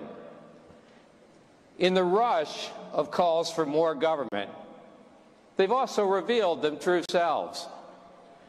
The elites don't care not one whit about America's school system and school children. If they truly cared, what they would do is they would protect them. For them, it's not a safety issue. It's a political issue. And perhaps the same could be said of certain media outlets like CNN that hosted that town hall the other night. Our next guest, Ben Domenech, who is the publisher of The Federalist, Federalist.com, wrote a piece about that town hall that we discussed yesterday, and he joins us now. Ben, thanks for being with us. Appreciate it. Good to be with you. So you thought from reading your piece that CNN inadvertently did a lot of the NRA's PR for them with that town hall and the way it was conducted. Explain. You know, since I wrote that piece and since that town hall happened, I've been deluged with emails and responses online that indicated from people that their response to that town hall and to seeing, you know, on television the cheers for banning all semi-automatic weapons, which is obviously the majority of weapons sold today, was to either re-up their membership in the NRA or to join it or to donate to Second Amendment favoring candidates. one of the things that I think that CNN really did here was this was, let's be honest, this was a ratings play. Oh, yeah. CNN, It worked, though. CNN, it worked. CNN has been solidly in third place for the past year and a half. Their primetime lineup struggles to make even 1 million viewers every night, while MSNBC and Fox News routinely break the 3 million mark with shows like Tucker Carlson's. CNN got a 2.9 million viewership for that town hall, which is roughly, it's 3 times what they normally get in an evening. Jeff Zucker was there in attendance. He's the head of CNN. And they spent, we got the insight on this from Dana Lash, who was, the one sort of representative of the NRA who was in attendance for that town hall. And they spent 2 hours prior to that event going live on the air, ginning up the crowd, playing various videos. The sheriff came out and spoke for 20, 30 minutes. He somehow managed to leave out the various facts that we've since learned in the New York Times reporting and the Miami Herald's reporting, which is that the armed guard who was on the property at the time never went back into the school, that the sheriff's office had been contacted more than 24 times about the student in question for making threats on social media under his own name to other students, including threats that involved guns, that he had been reported as early as 2 years ago in terms of contacting officers about him making violent threats. This is the sort of situation that absolutely should have been addressed by the law enforcement community there and by the FBI, given the behavior and the reports that were being made. The fact is that our institutions failed us in this instance, that there were regulations and laws that should have prevented this kid from being able to do what he did, and that he should have gotten attention a lot earlier. But to shift all of that blame, there's the approach that is used by these local officials and, frankly, by the media that wants to gin things up and wants to achieve an ideological agenda. You have to shift the focus to the NRA, even though they didn't have anything to do with the situation. Well, I know that teachers from Parkland they're reporting back to school today. The students go back on Wednesday. But do you think CNN is exploiting these children, giving them too much power? One of the things that Dana made in a comment to me yesterday on our podcast, the Federalist Radio Hour, was that, just the degree to which these children were surrounded by public relations executives.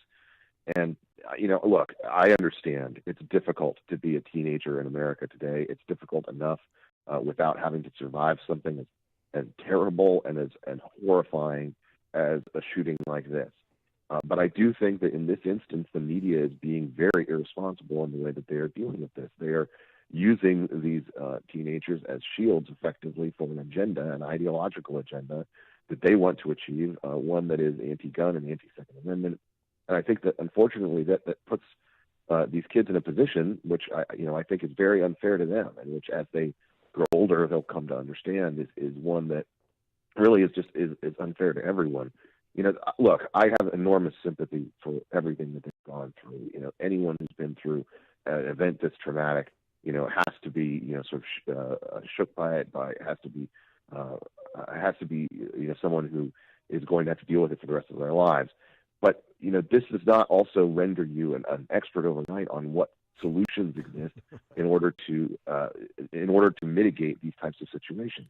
You played that quote from Wayne LaPierre. He has been pushing for more than 2 decades to make the nationwide background check system actually comprehensive. If you look at the previous shootings, such as the one in Texas, that was a situation where, had all the information been available, the shooter in question would not have been able to purchase a gun because of his various previous convictions. In Charleston, in those shootings, that situation as well, the shooter would not have been able to purchase a gun because of the reported felony case that was against him at the time. There are numerous situations here where, frankly, the institutions that we have set up, the rules that we already have, the laws that we already have on the books, are failing us, and that basic level of incompetence needs to be addressed, and something that I think we need to look at before we ever take the step of saying, well, we need new laws, we need new regulations. Let's try to make the ones that we already have work. Well, right, and you've had Governor Scott, Florida Governor Rick Scott, call for Christopher Wray's resignation, among some others who have made a similar call. You had the Broward County Sheriff Israel yesterday speaking about this deputy sheriff that was on site that you mentioned that didn't go into the school, who has subsequently retired immediately rather than face disciplinary action. He's got 2 more deputy sheriffs that are on desk duty because of failure to follow protocols in responding to all of those calls that the sheriff's department got. What about the sheriff himself in Broward County, who seems to be a bit of a media darling right now, but it seems like he was operating a sheriff's office where a lot of people made terrible judgment calls that ultimately he has to answer for? It's astounding in retrospect that he was sitting on that stage on CNN and never got asked any questions about this. I mean, it's just really it's shocking. I mean, it's one of these situations where, immediately the question should be, was law enforcement doing their jobs?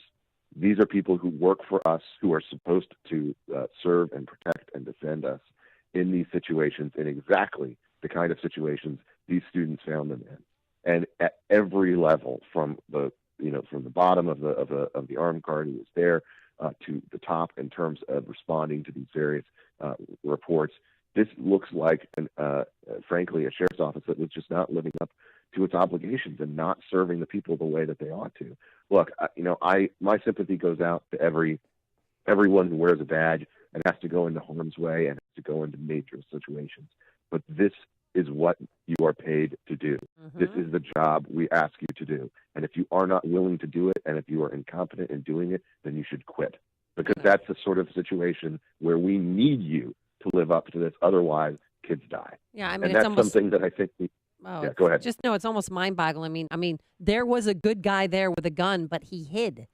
And I want to see the video, and I hope to goodness that Sheriff Israel releases the video. Do you think he will? Because yesterday he was kind of iffy on it.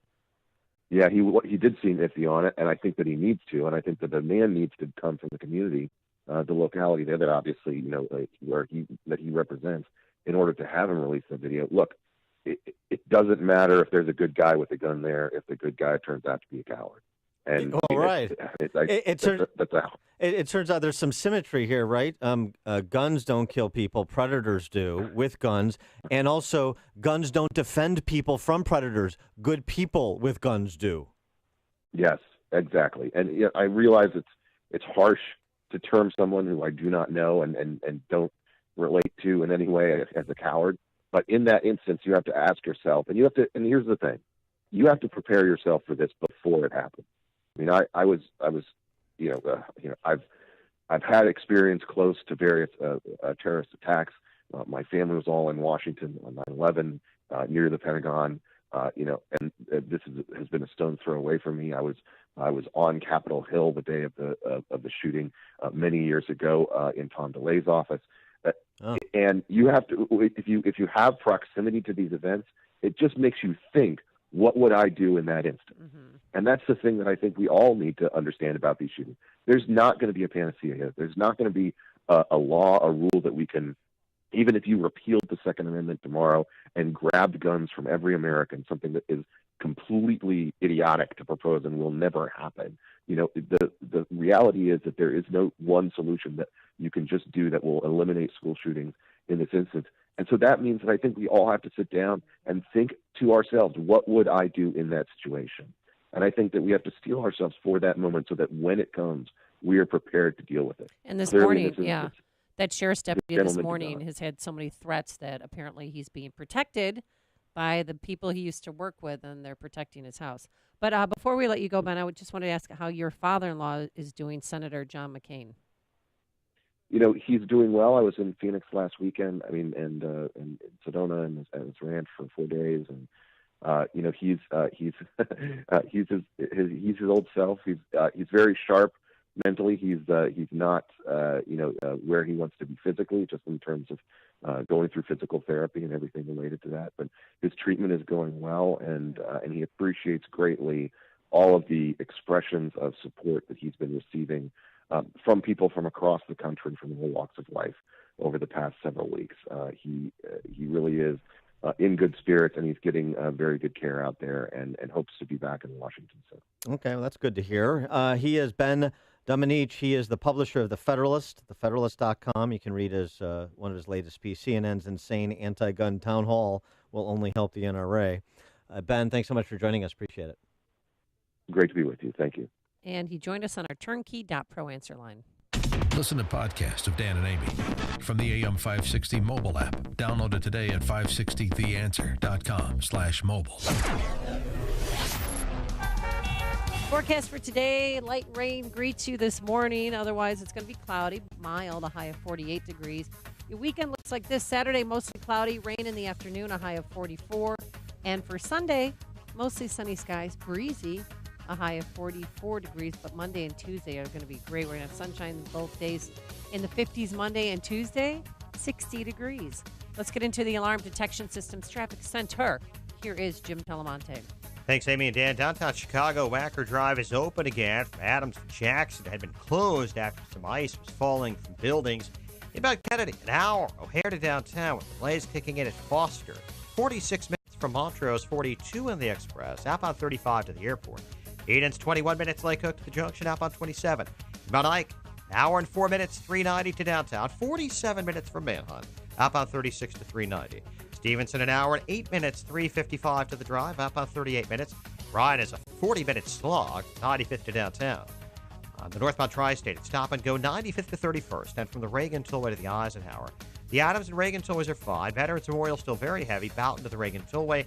And southbound 53, it's clogged up Dundee to Rand Road. Crash reported there. I'm Jim Talamonte in the Alarm Detection Systems Traffic Center. Hey guys, Ken here from the hit podcast Today's Growth. We all know increasing revenue's tough, but did you know that 100% of main sources of income fail? The odds are 100% that your current main source of income will someday no longer exist. 439 of 1955's original Fortune 500 are no longer around, yet their industries and even their product lines still thrive. What happened to these companies? Simple. They didn't believe that 100% of main sources of income fail. They never added a second revenue model. For years, my friends at Income Store have helped both households and businesses build second, third, and even fourth revenue streams. When it comes to helping people create their next revenue model, both Forbes and Inc. recommend Income Store as a can't miss. Could your household or business use an additional revenue model that doesn't solely depend on you? If so, you need to check out IncomeStore.com. That's IncomeStore.com. Go to IncomeStore.com today. That's IncomeStore.com. The following is a paid political announcement. Governor Bruce Rauner spent 4 years betraying Republicans. Now that he wants to be re-elected, he needs help from his friends in Springfield and Chicago, like Personal PAC, a group that spent $4 million helping Mike Madigan defeat conservatives. Personal PAC is a pro-abortion group with a history of also funding Planned Parenthood, and Personal PAC recently attacked Jeannie Ives. They're attacking Jeannie Ives because Ives fought against HB 40, which forces taxpayers to pay for abortion through all 9 months of pregnancy. Jeannie Ives wasn't alone in her opposition of this horrible law. She was joined by every single Republican legislator in Springfield, but Governor Rauner lied to Illinois Republicans and Cardinal Cupich, then betrayed everyone when he signed the bill anyway. And now that you know Benedict Rauner is a traitor to Republicans, you can vote for the real Republican in the race for governor. Vote for Jeannie Ives for governor. She's the conservative reformer Illinois needs. Log on to ivesforillinois.com to learn more. Paid for by Ives for Illinois. Want to know the secret that all those flipping houses gurus won't tell you? Flipping multi-unit properties is easier and more profitable than flipping single-family homes. With over 17 years of experience, we here at RE Mentor will show you the art of buying and selling multi-unit properties. Come spend the afternoon or evening with our team of experts, and we'll show you how to put $10,000 to $30,000 in your pocket over the next 90 days. This 2-hour class will teach you the art of the multi-unit flip and long-term hold. You'll learn how to buy, hold, and sell multi-unit properties with no money down, no credit, and no risk. You risk nothing but have everything to gain. This intensive 2-hour real estate class is coming to the Chicago area soon. Call 800-559-1577 to secure your seat. This seminar is free to the first 30 people that call. Change your life now and learn the art of the multi-unit flip or long-term hold. Call 800-559-1577. That's 800-559-1577. 1577. Balance of Nature's fruits and veggies. I had this crazy thing happen with my eyesight. I went back to get my contact lenses done, and my optometrist, and I'm 46, he said, "This is really weird, but your eyesight is better." I'm like, I can't believe it, but I think it's these vitamins I'm taking. I'm a huge believer in the product. I've tried lots of stuff, and this is the only real thing that I've ever, because of all these comparisons with all the other stuff I've had, this is by far the best thing, and consistently. We're so healthy now on the Balance of Nature. There's no words to say how well it works. Doing good on it, really. I'm feeling my skin is softer, and I feel good.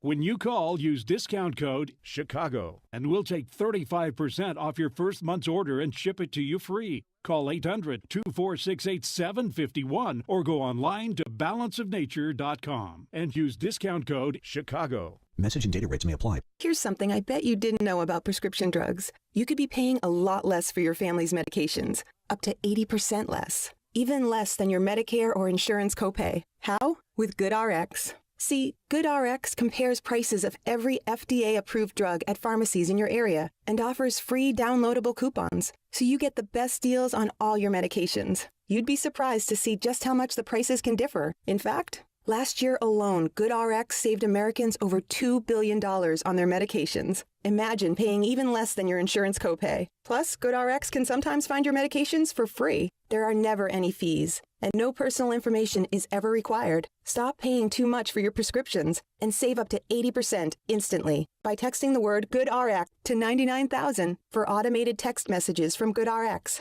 Or go to GoodRx.com. Text GoodRx to 99,000. Save today. Text GOODRX to 99000. What interest rate would you rather pay on your credit card debt? 17% or less than 6% APR? The answer is obvious. Lightstream. Because with Lightstream, you may be able to consolidate credit card debt and dramatically cut your interest rate to as low as 5.49% APR with AutoPay. Plus, radio listeners get an additional rate discount. Just go to lightstream.com/news. With average interest rates on credit card debt at 17% APR, Lightstream could save you thousands in interest. And because Lightstream is a division of SunTrust Bank, one of the nation's largest and strongest financial institutions, you can have complete peace of mind. The application takes just minutes, and there are no fees and no pressure. Just lower rates, one low fixed monthly payment, and huge savings. So if you have good to excellent credit, apply today and get a special interest rate discount when you go to lightstream.com/news. That's lightstream.com/news. Lightstream.com/news. Subject to credit approval. Rates include 0.5% autopay discount available only when you select autopay prior to loan funding. Terms and conditions apply and offers are subject to change without notice. Visit lightstream.com for important information about limits on Lightstream loans. AM 560. The Answer. Amy, I have a job for you. I need you to start a Me Too movement. Okay. This focused on defending canines. This is perfect for you. Right. And the reason, and because of this case, it's like the Me Too movement with respect to women who've been sexually harassed or assaulted or worse. Prominent people, elites. Mm-hmm. Prominent Pittsburgh attorney Ivan Dvorin, who's an environmental lawyer, charged with 10 felony counts of aggravated animal cruelty, 10 counts of sexual intercourse with an animal, as well as possession of heroin, cocaine, and marijuana. This is why I don't have a dog. Because you got to get your buzz on beforehand. I'm sorry, too soon. This is why I don't have a dog walker as well. Dvorin spent 5 months volunteering at the Humane Animal Rescue as a dog walker. He didn't abuse any of those dogs, did he? He sexually abused his dog, Snoopy, a 6-month-old yellow lab. Okay, seriously. According to detectives, a witness told them they overheard sexual abuse happening at least 10 times. Hey, way to slow walk it. They would hear troubling noises coming from his apartment and, dog whimpering. Okay, no, stop. We're not talking bestiality. This is why, Amy, you're going to head this up, and you're going to be a no, heroine. I'm okay. Yeah. All right. Me thanks. Too Canine. Executive Director Amy Jacobson. Is he going to be in jail? They arrest him, right? A lot of felony counts here. Okay. Yeah. Good. Thank God. And I hope Snoopy's okay. What happened to Snoopy? Or do I not?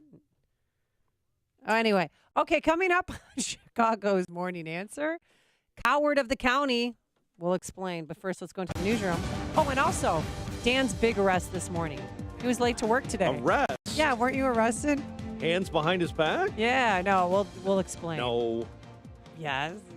Here's Mike Scott. 42 degrees, cloudy skies. The school resource officer on the scene of last week's high school shooting in South Florida, you've been talking about that this morning with Dan and Amy, is off the force. Broward County Sheriff Scott Israel saying the resource officer, Scott Peterson, took position but never went in as the massacre unraveled. Surviving student Chris Grady shared his thoughts this morning. He's an absolute coward, an awful human being. Israel saying Peterson was definitely in uniform and armed during the shooting that left 17 dead. Ivanka Trump is in South Korea this morning. President Trump's daughter and White House advisor arrived in Seoul today. We are very, very excited to attend the 2018 Winter Olympic Games, to cheer for Team USA, and to reaffirm our strong and enduring commitment with the people of the Republic of Korea. Meantime, cross-country skier Jessie Diggins will serve as the U.S. flag bearer for Sunday's closing ceremony in Pyeongchang. She will be the first cross-country athlete to have that honor since the U.S. cross-country skier Bill Cook in 1992. Diggins and partner Keegan Randall earned a stunning gold for the U.S. in women's cross-country team sprint. High school students in Manteno are seeing increased security on campus this morning after a pair of threats prompted a police investigation. We take it for granted because we always see it this time of year, but it always raises concerns and headaches. Crews out fixing major potholes today on expressways across Chicagoland. IDOT warning us that drivers can expect the crews from 9 a.m. to 3 p.m., and that work will require major lane closures. One man is dead after being struck by a vehicle on Chicago's west side. Authorities investigating say the incident happened yesterday while Calvin Beal was walking near Chicago and Hamlin. 4 Chicago aldermen are breaking with Cook County Democrats, and Party Chairman Joe Barrios and endorsing one of his re-election opponents in the race for assessor. Alderman George Cardenas and also Alderman Ricardo Munoz are leading a block backing challenger Fritz Kagi. They say it's because Barrios has failed to fix the flawed property assessment system. Philly beat the Bulls 116-115 last night. Blackhawks will close out a 4-game homestand tonight against the Sharks. The news service of Staples. At Staples, you can upgrade your office and still save money. Right now, during the Staples Chair event, you'll save big on a full range of office and desk chairs, some up to 50% off. A better chair equals a better workday. Ends 310 Staples. It's pro time. 8:34 and a check of traffic and weather on the way next on AM 560. This hourly segment is brought to you by Papa Nicholas Coffee. Papa Nicholas, best beans, best roast, best coffee.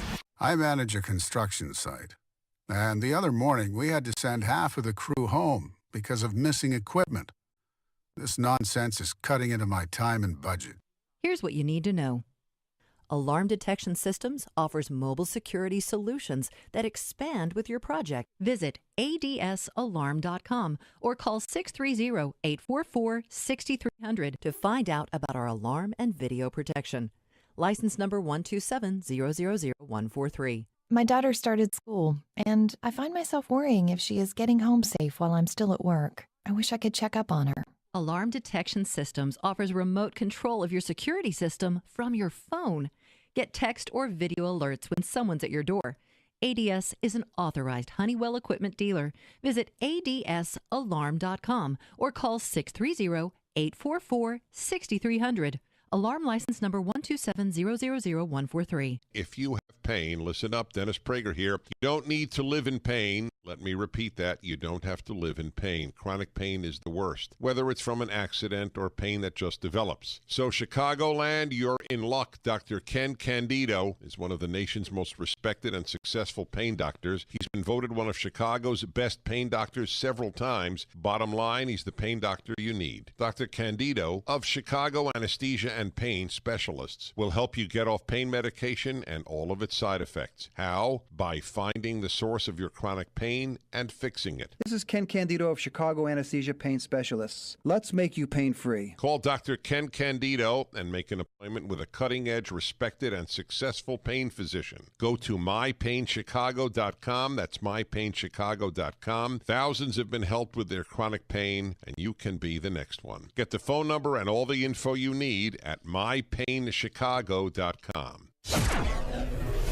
8:36 and a check of your roads this morning in the Alarm Detection Systems Traffic Center. Here's Jim Talamonte. Thanks, Mike. The inbound Edens looks good. 19 minutes, Lake Cook to Montrose. Outbound 23, Kennedy.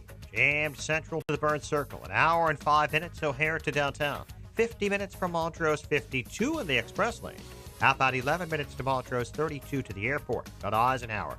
An hour from 390 to downtown. 40 minutes from Manheim. Outbound 37 minutes to 390.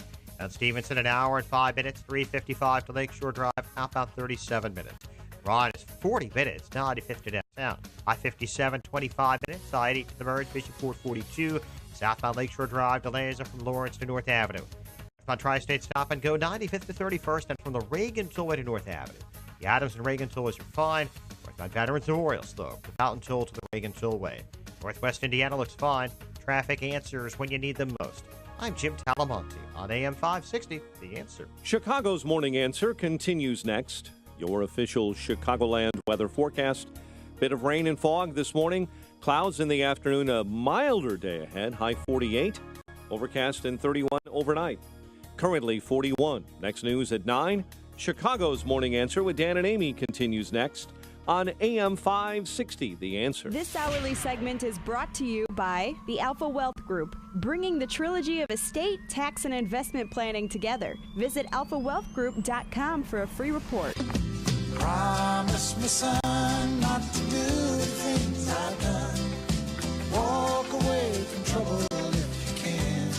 Dan and Amy going to talk about that deputy sheriff that reportedly, New York Times reporting, was on site during the shooting, did not go in, a 3-decade vet of the Broward County Sheriff's Department, who was armed, and he did not enter the school when the shooter was mowing people down.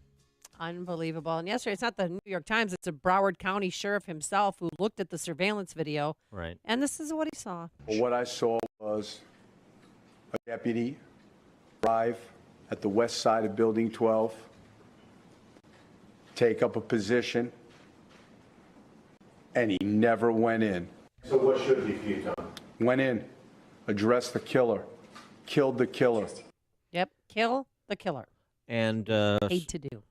So is he a coward, or do we not have enough information to make such a determination? President Trump saying this morning that that deputy sheriff did a poor job. 312-642-5600, turnkey.pro answer line. 64636DA, turnkey.pro text line. Mother of one of the shooting victims, not too happy this morning. I don't understand why you cowered out of doing your job. And everybody knows. I mean, the kids think that he could have saved lives. Maybe they could have been saved. Maybe they could still be alive if he had gone inside and tried to stop something from happening. And this is not getting after police, generally speaking. We're talking about this specific individual in this specific instance. I mean, we could easily contrast it from the horrible occurrence last week where Commander Paul Bauer ran to the scene of an active shooter and lost his life heroically trying to do his job, trying to protect the public. So that's normally the case with police, the Commander Bauer example. But this is an example that runs counter to that and needs to be addressed. It's part of the failures of adults, the bad judgment calls that are replete throughout this case with respect to every agency that had contact with the shooter. It's rather remarkable, really. Devastated, sick to my stomach.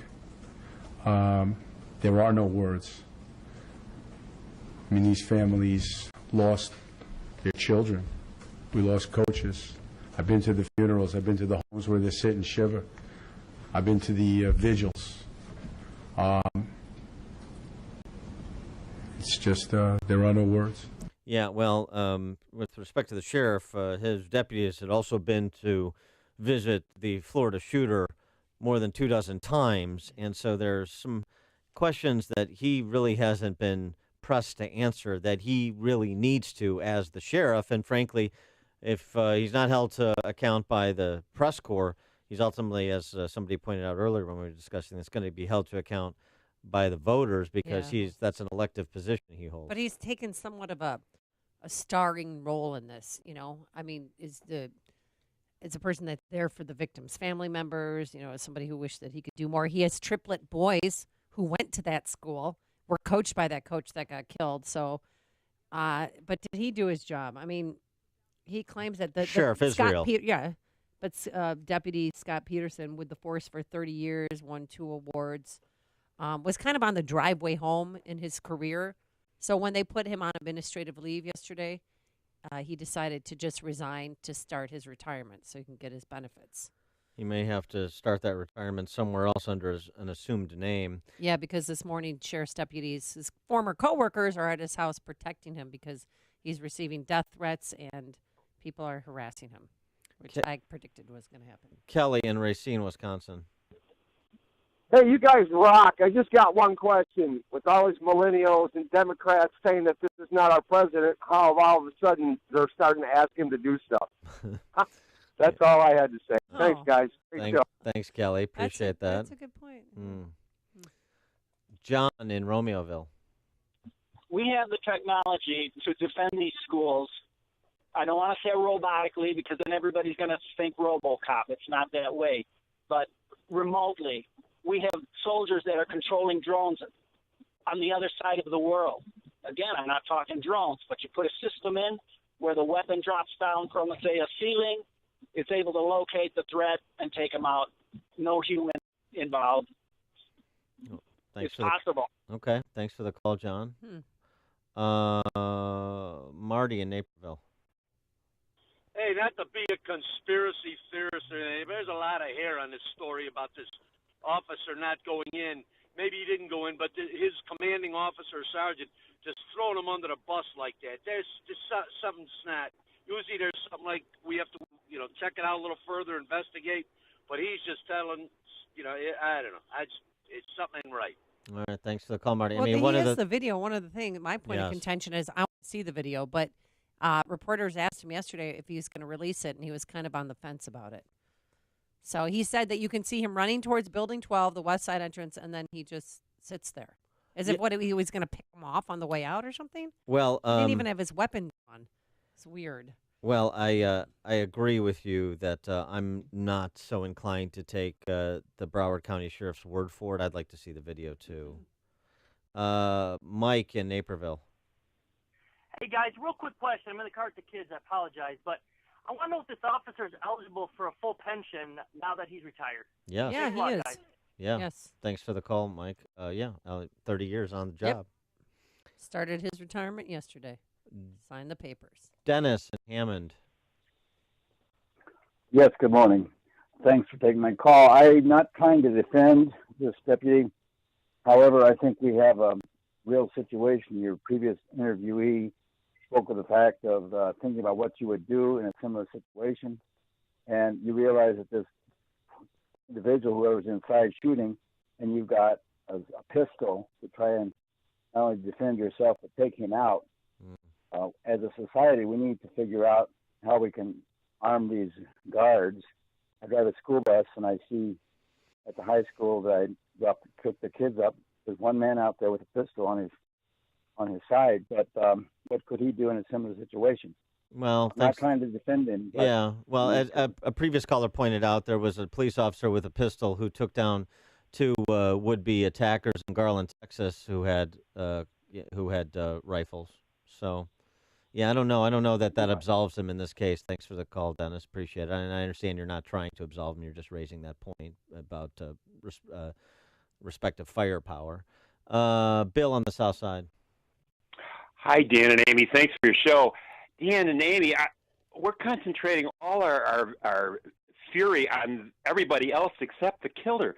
The killer's the real evil person. I think we should bring him into an auditorium let all the people, all the victims, vent on him, get angry with him, tell him what a piece of crap he is, and make him the focus of this intense vitriol that's going everywhere else but towards him.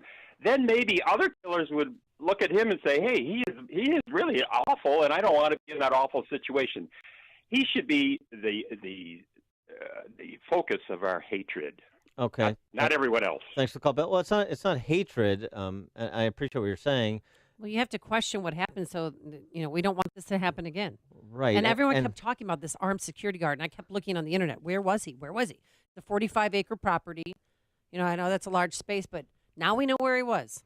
And he was not doing his the job. responsible person is the shooter. Of course. Agreed. Yes. But there are people in positions of authority that have associated responsibilities: school, local law enforcement, federal law enforcement, private families, and that should all be fleshed out as well. That's all. William in Chicago. Yeah, I just wanted to say that there's not one incident of incompetence. There's multiple incidents of incompetence, and the sheriff absolutely has to resign immediately. He has no other option. All right, thanks, William. Jim in Mokina. Hi, this is Jim in Mokina. Yeah. I have a couple points. One point, many years ago, before all this started, I tried to get a Chicago police officer that retired to Mokina on the Mokina school board, because I always felt that if I was a superintendent, I want to have people with other experiences in mind to help me out. I thought that having someone on the school board with security would be important, something if I was a superintendent I would want on, someone double-checking the doors or taking a different look at my building than I do. That's my first point. My second point, I think, is that what we should do is allow policemen to transfer into the educational system. If you go, you're a young guy, you go into police for 5 years, and then you can take your pension and you can move it over and become a Chicago public teacher, or just having a presence of someone with a police background, even not weaponed, someone there that understands security. I think it would be important. My third point is we have a friend of ours who graduated from St. Ignatius, college graduate, following in the commander's footsteps. He's now in the thick of it. But St. Ignatius and the Catholic school systems have produced some great Chicago firemen and policemen. No question. Thanks for the call, Jim. Appreciate that. Owen in Willowbrook. Hi, Dan and Amy. Hello. Dan and Amy, we already have the model for protection. What's the commonality with all these shootings? They're happening in suburban schools. Look at the inner city schools. There's never been a mass shooting. It's because they've got metal detectors and security. We have the model. All right. Thanks for the call, Owen. Sean in Elmwood Park. Occupations do not have virtue. Only individuals do. And this donut connoisseur coward who just put in his pension paperwork and is going to put his feet up for the next 20 years, laughing at all of us. Do you want to know something? He is the greatest walking advertisement for the Second Amendment. Because I don't have to wait for some dispatcher who I'm interrupting while she's deciding whether to put the butter or jelly on her toast to call the guy in the car with the donut on his shirt. I get to do it. I'm never going to die yelling, "Officer, save me." That's never going to happen. Okay. So he is a walking advertisement for the Second Amendment. Thanks for the call, John. I think you're watching too many Simpsons episodes with that caricature, but okay. Rob in Ukrainian Village. Yeah, I'm all for due process and going through the system, but, this kid obviously did it. It's time to start lining them up and executing them. That'd be a pretty good deterrent in my mind. Thanks. Okay, thanks, Rob. Plead guilty so he doesn't have to go through that. The death penalty, to avoid the death penalty. Lee and Hammond.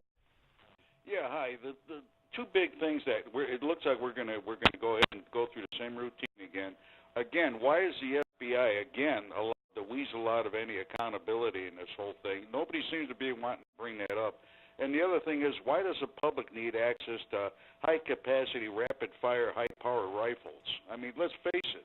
I mean, you don't need an assault weapon to defend yourself. There's enough guns in this country to defend yourself against an oppressive Yeah, government. it's not about need. That's the difference. Wrong question. Thanks for the call, Lee. James in Janesville.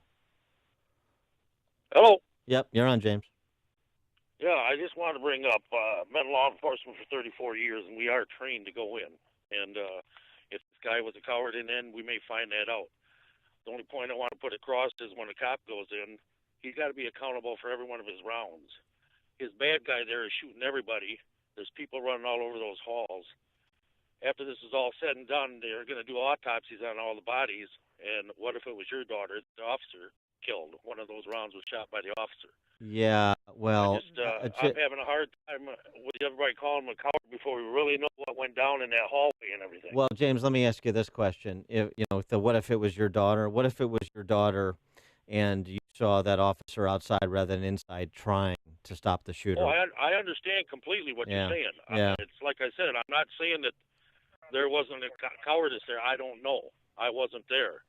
What I'm saying is we are accountable for our rounds, and when it's all said and done, let's say that situation and that 16th or 17th person that comes out a week later, that cop that you made a hero because he just took out the bad guy, he also was the one that took out your daughter.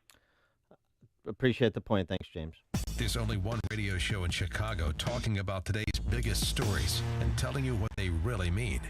That show is this one, Chicago's Morning Answer on AM 560. The Answer. Balance of Nature's fruits and veggies. I was surprised at myself how much energy I had, and I'm doing 2 jobs, running around like a maniac, and I was able to handle it. Really, I'm like, wow, this stuff is really good. So, more than anything else, it just gave me the extra energy and the well-being, feeling of well-being that I don't think I would have without it.